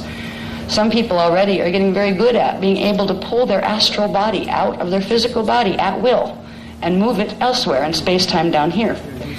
That would be an advancement from dreaming. There's a progression that you will have inside of your consciousness before you get to a point where you're going to be able to physically see a stargate, for instance, and say, I'm going to shift my angular rotational particle spin so I can go through that. There are certain things that are going to happen way before you get that level of mastery of your physical form. The first thing will be dreaming. Now, most people dream, so that's a good thing, because you can look back and say, oh, I'm already part of the way through this process. This is good. I'm not starting at the beginning. I'm already in it. Because you are, if you have any dreams or any recollection of any dreams from even childhood. Dreams have a progression. Dreams are not just, there's certain scientific interpretations that tell us dreams are the brain's way of kicking out certain types of chaotic patterns, your process issues and things, and kind of kicking out the sludge from your daily life and just clearing the consciousness on that level. There is a level of what's called unconscious chaos that has to do with clearing out portions of fragmented thought forms that you're carrying around with you. What science doesn't realize is those portions of chaotic thought forms are not just yours in this body. They're also portions of what's your incarnational imprint. There will be a point in dreaming where you'll become aware of dreaming, and sometimes it'll seem very, very chaotic, like, what was that? You know, you can dream some of the strangest things, horses standing on top of the Empire State Building, and you know it's important. And you come back and you wake up and you know it was important. You feel it. And in the dream you understood why. But by the time you get back out on this side, you just know it was important, and you have an image of a horse on top of the Empire State Building, and you can't figure out for the life of you what you're trying to tell yourself. You will get these type of dream experiences when your consciousness is learning to raise in frequency enough to disassociate a little bit from the strands 1, 2, and 3 in the DNA template and move itself up into the early strands of the 4th dimensional frequency bands, which is considered the astral plane. After that, there is another level of dreaming where you start to get coherent dreaming, where things start to make more sense, and you get that sense of, aha, I understand this, that still is aha there more in the dream state than when you wake up and try to remember what the aha was. But there's more clarity to the dreams. They might be less often. In the first stage of integrating your higher self, you might get a whole string of chaos dreams, silly dreams, weird, wacky dreams, sometimes scary dreams, nightmare dreams when you're processing fear patterns. They may come in rapid succession, because it's like when you start to move through the chaotic patterns, you tend to move through a bunch of them. Like start here and just clear the whole block of them. So you might go through a cycle of really weird dreamings or nightmares, those kind of things. And then you'll find it stops. And all of a sudden you might think, you don't even dream anymore. What happened to me?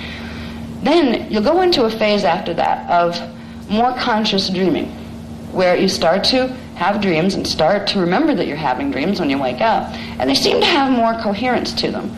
Some of them may seem to be as if you were somebody else, living in another time or place, in another body, having another drama.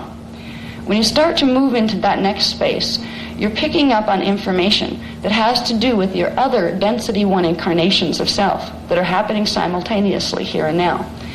In the dream state, you'll get the beginnings of images, almost like Kodak moments, that are coming through from your other space-time selves.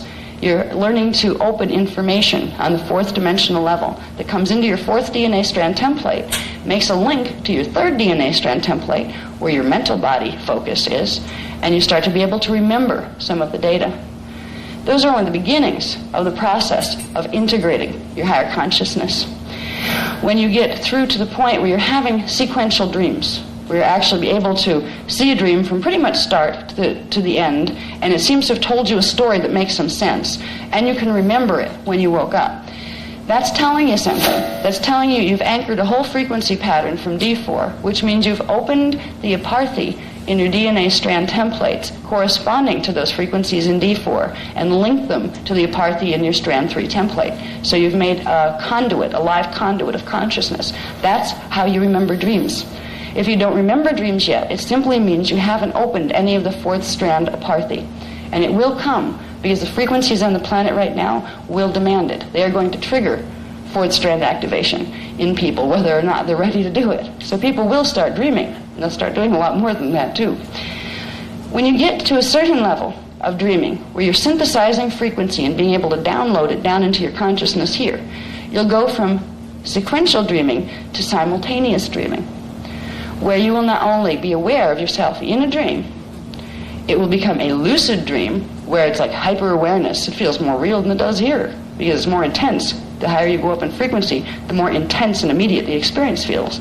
You'll have lucid dreaming that goes into simultaneous lucid dreaming, where you will find yourself in several dramas, knowing you're there all at the same time, as if you're watching 4 movies at once. It'll start with maybe 2, and then it will expand. Then you start to learn you can move your consciousness from one to the other by expanding and contracting your consciousness. Expanding and contracting your consciousness